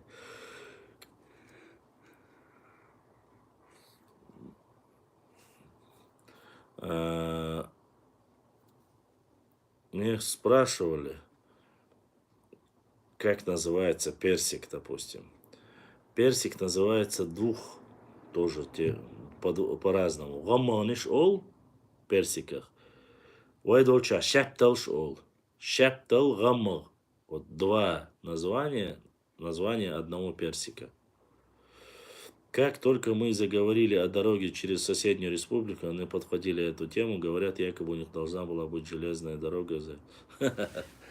Но дорога, иншаллах, прокладывается. Проект не остановился. Проект мы до конца доведем. Чеченская республика, Нохчичу. Иншаллах. Дальше уже будет время, покажет, все будет нормально. Будет дорога с выходом, прямым выходом на Грузию. Там не только это. Я переопубликовал новость официальную. Так они меня депутатом парламента назвали. Как вам такая новость? Говорит, депутат парламента сообщил, что будет дорога в Грузию.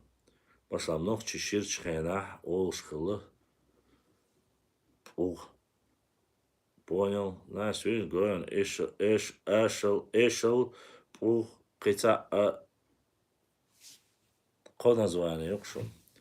Раманиш ол вейдолча. Раманиш ол шатталш олчуна. Пух олш сахазир сон пух. Но сон хуар до хенз доин да. Дик до элла дерес хейл. Хал хер ширш мата. Пух олш дала. Тюлах пух олш дала. Иштхар дик доин.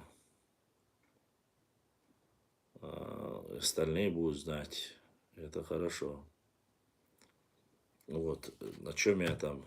Насчет дороги и все остальное. То, что я вам обещал, тяг это большая круглая деревянная посудина.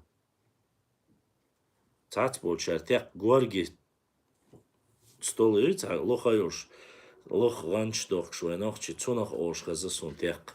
И шуннах терадош холишта горги тяг ош. Лох стол, шун гинца асон. 100 сантиметров 40 кук, что ли, лох ганчте ваха цунте. Гуаргиош, тех олцунах. Именно этот стол своеобразный, шуннах тераюш есть. Цунах тех олвай дольша. Ну, говорю, что он каха по ола бах тех ол эшел олша хазасун. Эшел те кук, что мадахки оле. Что ж, ситуация юкшу.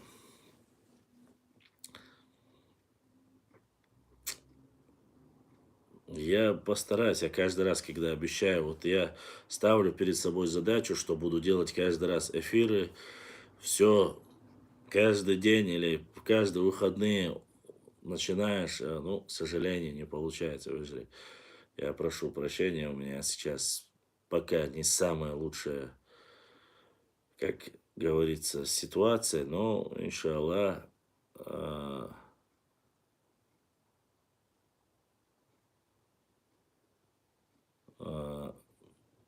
будем надеяться на лучшее. Но мы отвечаем, посты я делаю, постараюсь как-то завтра дала, наверное, завтра постараюсь сделать, пошлам письмо цедена еще. Цедена, ибрашка. Хакачес душа. Совам уруциги царец, почта большар, хаца элаца оцар, теванча, почта хаца. Наша почта такая, которая, конечно. И бакаса байсангур, сжимаешь, гуаргиешь, столах, тяг ол койдолча, цасоненцол. У моей бабушки, дедушки был такой столик, как мы любили в детстве с двоюродными братьями есть за столом. Мер сжимал, я масих даю едхана. Дождь духоне. Это моя тема с Ибраимом. Мы пытались как-то хоть реклама, чтобы что-то было, чтобы мы могли эфиры делать. Ничего никому не говоря, там, что без поддержки что-то свое хотели попробовать. Но имеется в виду, чтобы программа без боев мы работали. Каждому, чтобы не говорили донать, где водится бахархам. Штитем цаяга, черт хаши, хорду, посмотрим.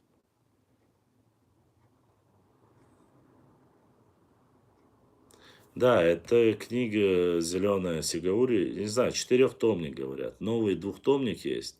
Но я здесь в Чечне не знаю, где-то за пределами есть. Так, ох, олар, круглый маленький стол. У нас была большая семья, мы почему-то все садились именно за этот маленький стол. Да, этот стол. Лоханчты шуларцты обычно. Галныш юк шхайна. Эстехты вахой. Юк табирам бюле. Юк док шунчу галныш юк кижик халадыле. Хинцен отдельно так эстен. Ши тарелки чудильные. Ихум да табирам юк ахулар. Галныш дайса тот юк вах бюле. Жижиг халадыле. Эс док текте вахой. Хоренги марло я. Tegi ganch khayto itsun guanaha besh itta khalur waho shitsut ay work estecht er work.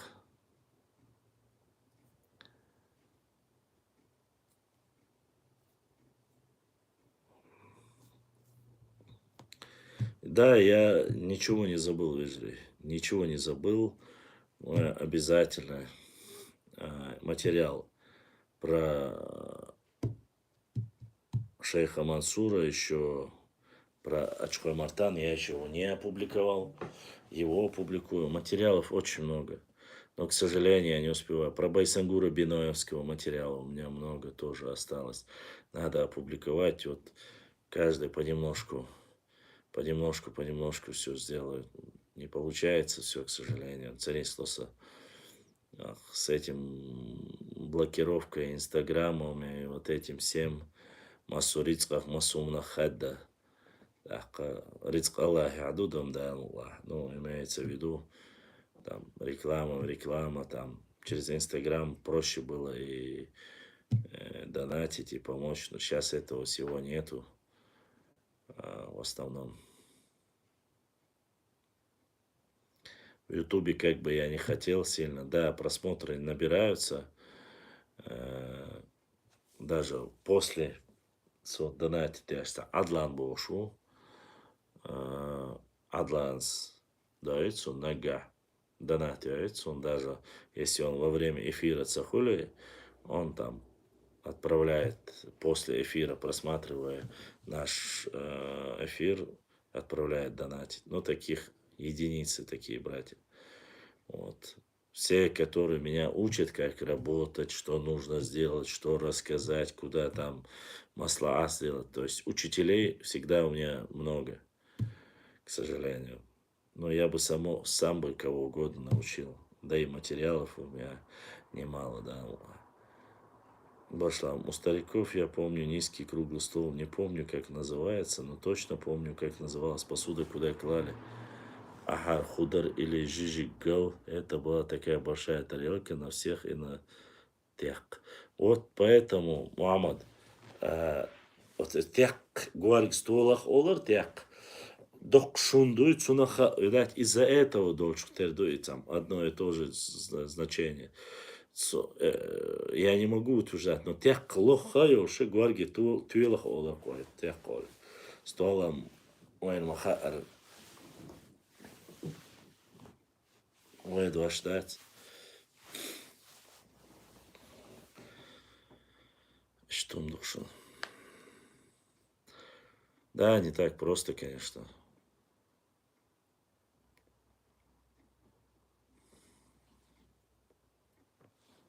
Я уже давно, честно сказать, не зачитывал ничего с нашего уважаемого книги, уважаемого Хасана.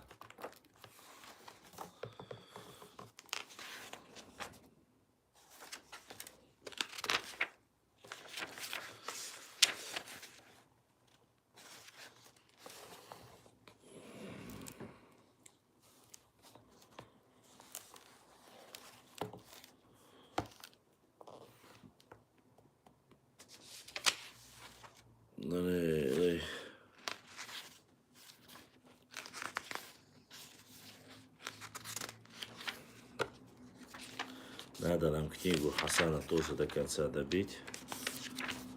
То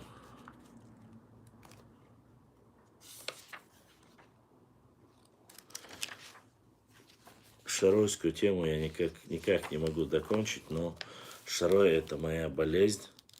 Шарой это место, которое, это наша маленькая Швейцария, за которую нам нужно очень сильно ее держать. Это истоки, это наша историческая родина всех, и Шарой, и Галанджож, и Тумкали. Поэтому давайте здесь абсолютно коротко, я быстро зачитаю вам про Шарой. Шарой, Шарван, Шаруэли и Шарур. В этническом топонимом с окончателем «ван» следует добавить еще одну аналогию, которую мы обнаруживаем у академика Джавахашвили. Отмечая широкое распространение чеченского общества Шарвай в древнем Закавказье, Джавахашвили писал: «Следы пребывания племен Шаро прочно запечатлены и в исторической топонимии Закавказья. Так, например, древнее название Ширвана, как известно, было Шарван, и владетели этой области носили имя Шарваншахов. Имя же Шарван состоит из Шар и Ван, из которых последнее обозначает обиталище, дом, место пребывания, слово, имевшее в древнегрузинском точно в таком же значении. Таким образом, Шарван – не что иное, как обиталище шаров. Добавим, что и у В.Ф. Минорского обнаруживаются сведения о том, что город Ширван до XVI века носил название Шарван. Таким образом, Шарван выявляется еще один топоним дефис Ван, оформленный по тому же типу, что и название Гурдживан, Курдиван, Нахичеван, в которых мы упоминали выше, то есть на этническом племя Шарвай, основном добавление слова «ван» в значение место обиталища, дом, место пребывания.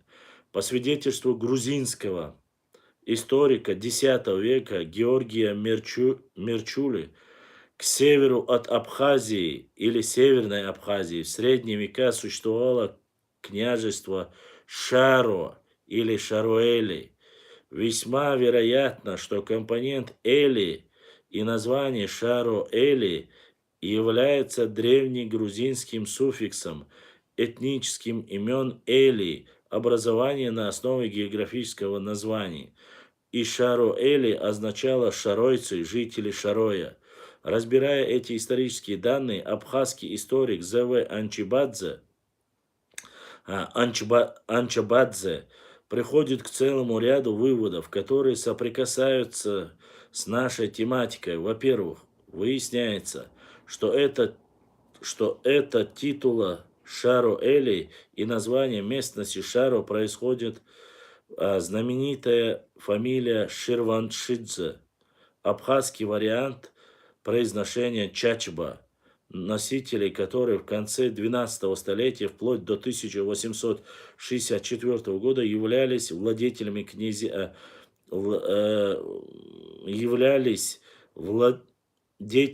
князьями Абхазии. Во-вторых, князья Шаро-Эли, Шершавидзе, Чачба сами указывали на свое родство и происхождение от князя древнего Шарвана, населенного пункта, который, напомним, академик Джавахашвили связывает с чеченским обществом Шарвай. В-третьих, о родственной связи между владетелями Шарвана, распространенной в Восточном Закавказье и причерноморской местности Шару, свидетельствует также и древнегрузинская написанная фамилия Ширвашидзе, Ширваисдзе, что буквально обозначает «сын Шарван Шаха». Следует пояснить, как фамилия Ширшавидзе превратилась в фамилию Чачба. До того времени, когда царица Тамара в 1184 году назначила Датаго, или имя такое, Датаго Ширвашидзе, потомка эмира Ширвана Абуласварда II, наместником Эристави Абхазии. Там издревле правили князья из рода Ачба, и их фамилия стала нарицательным синонимом слова «государь». Поэтому вновь назначенные правители Ширвашидзе среди абхазов получили наименование Ачба, Ачба над Ачба, или согласно абхазской фонетике Чачба.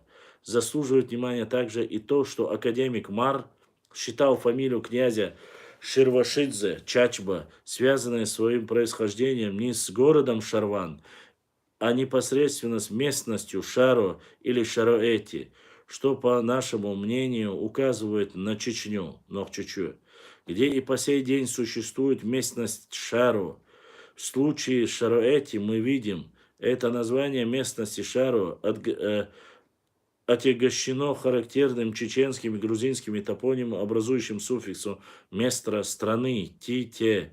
Это позволяет нам продолжить, что княжество династии Ширвашидзе, Чачба, как и населенное западно-грузинскими владением Шароэли, могли происходить не из исторического Шарвана, Ширвана, который в описании период находился в вассальной зависимости от Грузии, а непосредственно из местности Шарой, Нохчичу, Чечне, что согласуется с мнением академика Джавахашвили, который связал княжество Шароэли в Причерноморье непосредственно с чеченским обществом Шарой, а название последнего с добавлением лексемы «мат» – «страна» считает тождественным этнониму «сармат». Появляется все больше оснований полагать, что общество Шарвай в древности являлось многочисленным политическим активным обществом и было широко распространено к различных регионах Кавказа и даже южнее. Академик Г.Э. Капацанян отмечает, некоторые факты, связанные с присутствием общества Шару на территории Древней Армении.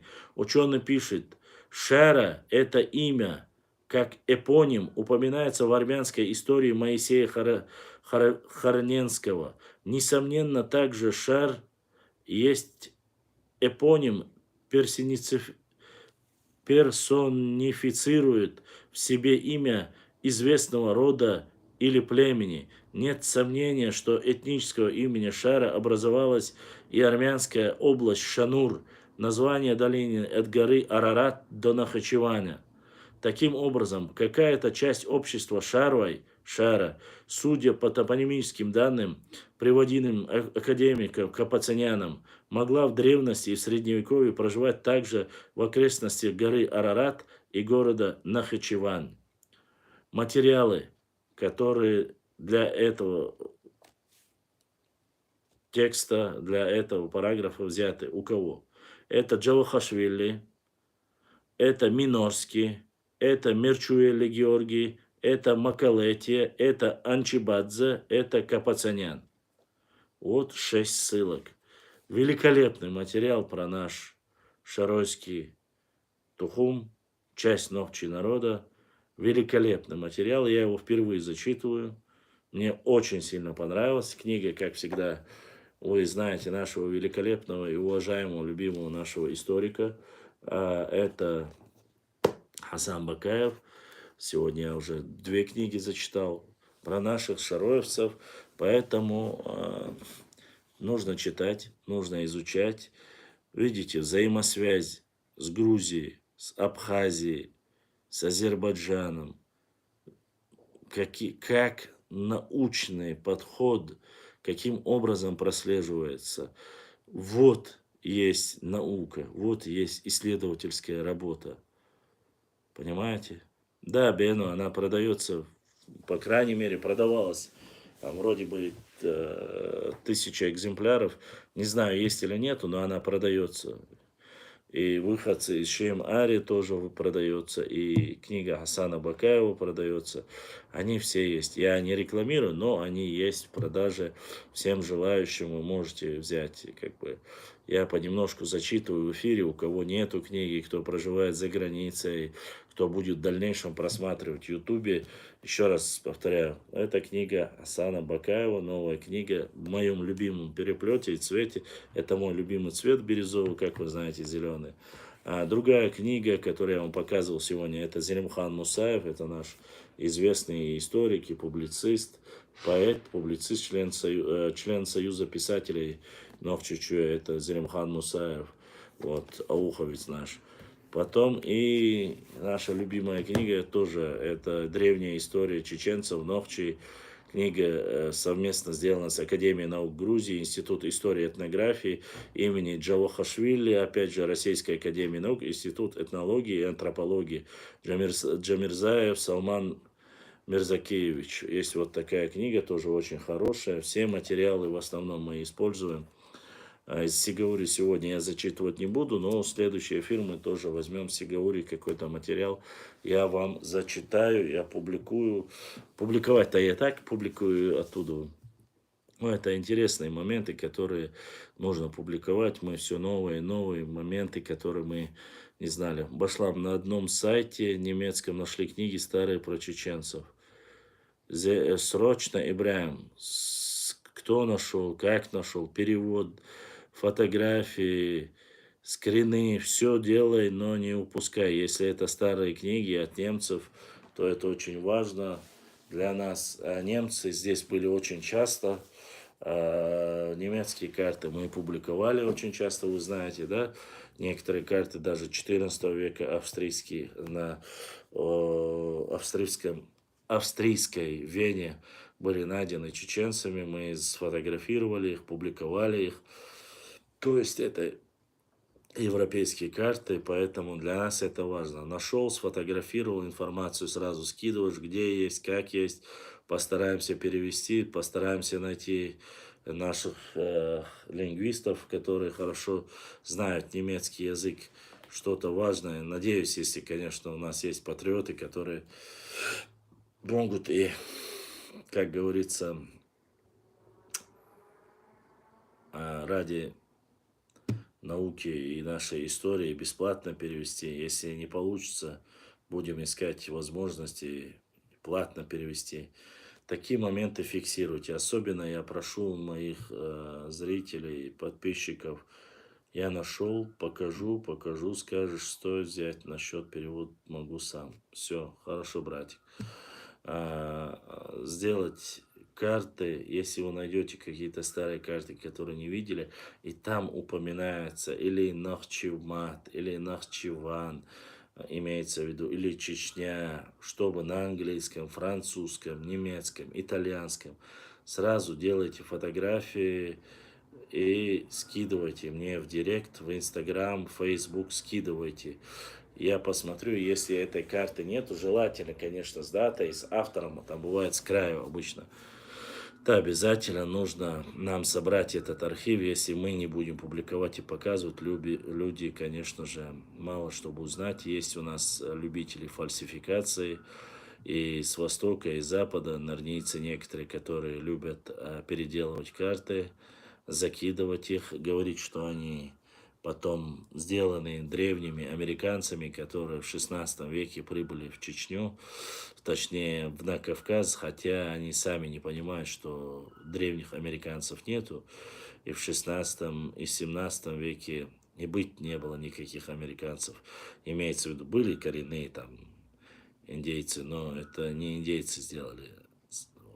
Есть люди, которые не знают историю, которые любят так скидывать. Поэтому тем более в 15 веке не было никаких американцев. Ну, я не считаю вот эти южные американские племена, что-то тому подобное. Поэтому находите, фиксируйте интересное, хорошее качество, фотографию постарайтесь. Потому что я вас очень прошу, с картами большая проблема. Карты, книги – это очень дорогое удовольствие. К сожалению, очень дорогое удовольствие. Даже в электронной версии, чтобы купить, они стоят, то есть это хороший формат, стоит очень дорого. И, к сожалению, у меня нет никаких возможностей ни купить их, ни, само собой, распечатать их. Даже в хорошем качестве распечатка в формате А4. Есть некоторые мои подписчики, которые прекрасно знают, они думали, что это так просто, но когда я им сказал, что нужно распечатать одну карту, они поняли, они поняли, что это очень дорого, э, ну и не получилось у них, короче, распечатать. Две-три карты у нас есть, конечно же, но очень важная карта Броневского есть. Это наш подписчик, брат Лема из города Шалей, подарил мне книгу. Не знал сам, может знал, может нет, но внутри нее оказалась очень хорошая старая карта второй половины 18 века, первая половина 19 века карта оказалась. Бараневского, который я с вами показывал, очень хорошая. То есть такие карты редко, она черно-белая, правда, но и цветная еще пару штук в маленьком формате сделал наш брат Шах. Поэтому карты сами очень дорогие, приходится хитрить, приходится в некоторых местах скринить. Есть на компьютере программа, ножницы называется. Ну, кто компьютером владеет, знает, да, фиксируется, делается скрин, вырезается, четкий, без размытого, чуть растягиваешь, то есть, и потом уже публикуешь. К сожалению, приходится вот такими незаконными делами заниматься. Ну, незаконных в каком плане? Ну, авторское право туда-сюда не соблюдается, потому что купить мы это не можем себе. Я не могу это позволить. А в социальной сети их нужно размещать. Они закрытые. Они сами не дают. Это все продается в архивниках, загажниках, музеях. Просто расширить место, где проживаем мы, рядом с Каспийским морем. Я сразу любую карту, я смотрю черное Каспийское море, между ними ищу сразу название наше. Если есть название, я эту карту фиксирую, дату, название, делаю несколько скринов специально, увидели, да? Это не все так, как говорится, просто операция хитрый шлел. Да, мне скидывают какие-то сайты в музеях, а в музеях они в качестве рекламы выставляются, то есть со своими логотипами. И, короче, хейтри бабиш, ну, иначе никак не получается. Э, Понемножку собираем, архив собирается, потом я публикую с небольшими историческими датами, данными о наших национальных героях, о нашей истории. Вот так приходится работать. Уж извините, но пока только так получается. Тетради, книги, некоторые звонят, говорят, Башлам Шерман, чтобы ты и я вот в эфире рассказывают, допустим, вот эту книгу с Ильяса Сигаури, который подарили вот эту. Это первый том у нас до имама Шамиля, до времен имама Шамиля она написана. Вот эта книга мне подарил Мачигов Альберт, один из братьев наших, как говорится. Вот. Очень нужные, важные моменты там есть. Поэтому я-то пытаюсь говорить, некоторые не могут сами себе позволить. Там у кого-то донатов нету, тот пытается книгу задонатить, как говорится, или там, карту и так далее и тому подобное. Глобуса я не дождался. Один из братьев, который проживал в Польше, говорил, что он нашел в Польше глобус, на котором там наша территория, полностью Чечня написана. Он рассказывал, что там есть где-то в магазине глобус такой, ну, такой не маленький, средний. Вот. Я его попросил купить его, чтобы он переслал. Но этот подписчик тоже наш потерялся. Может, не смог купить, может, потом стало стыдно, я не знаю. Но вот эти глобусы, карты, книги, они для работы нам очень сильно нужны. Без них нам никак нельзя. Ни историю, ничего провести нельзя. Ага, Кавказ, Джорджия, Армения, Азербайджан, Чеченза, Рихтер. Ага. Ибраим, интересно, интересно. Интересно, надо посмотреть, надо чечензан взять, посмотреть, о чем там, какие века, посмотри века какие. Но это вот именно касающее чечен, где написано, надо вот этот момент надо найти. Армения, Грузия не интересно, вот именно чечены, Алагере, Ибраим. Этот материал, часть найти надо, посмотреть, перевести, о каком времени речь идет.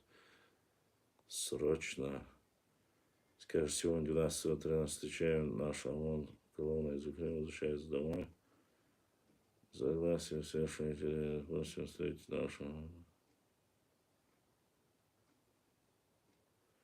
ОМОН, Ингушетия, сила. Вот присылают, вот мне зачем это, конечно.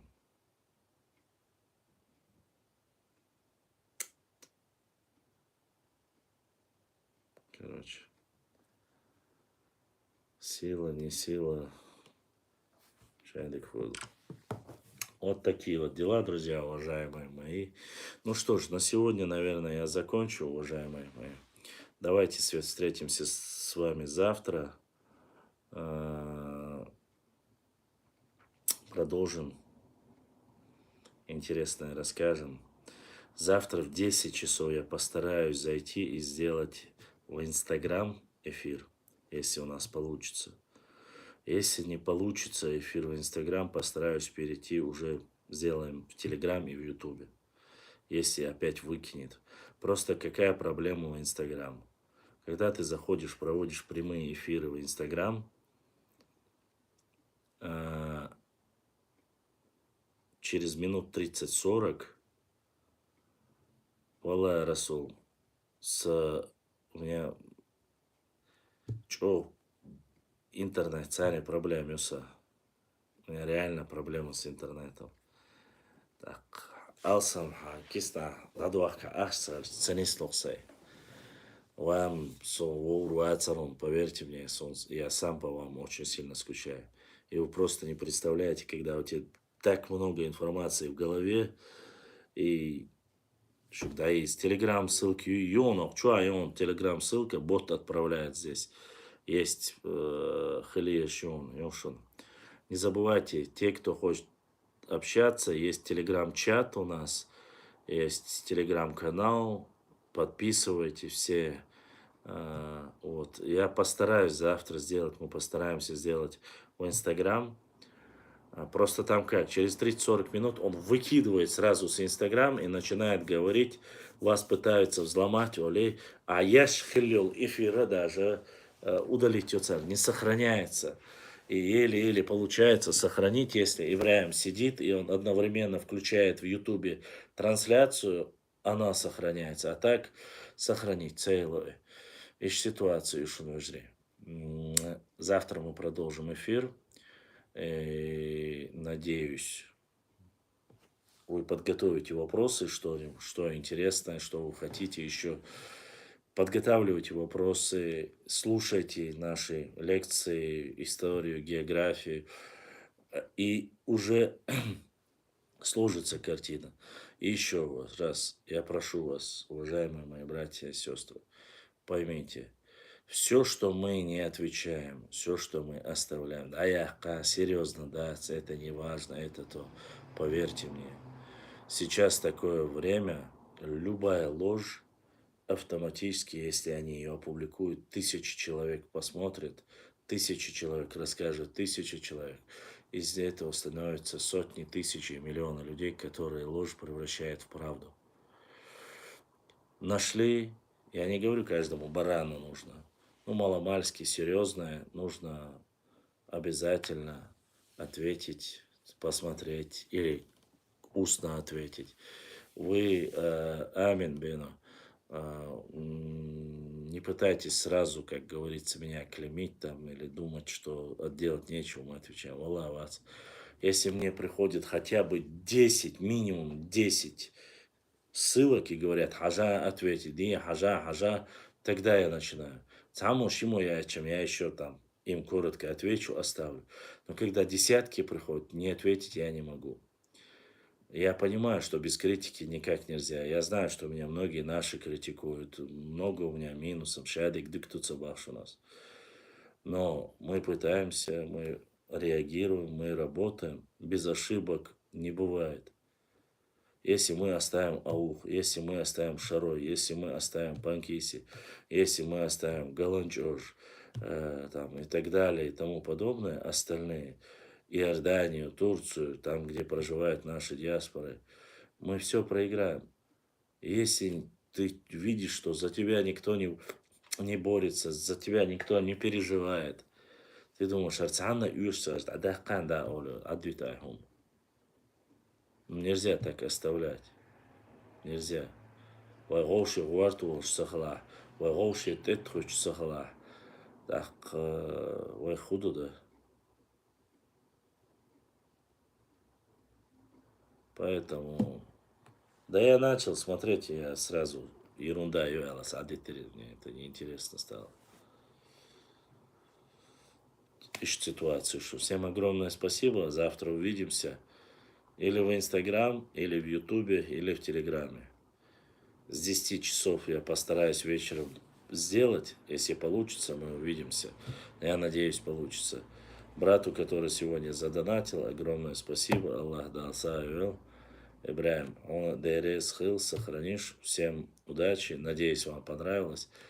Еще раз вас прошу, подготовьте вопросы, готовьте, что вам интересно, задавайте вопросы, и мы, иншаллах, постараемся ответить. Всем доброй ночи, Масир Адикюэл, ассаламу алейкум, ва рахматуллахи ва баракатуху.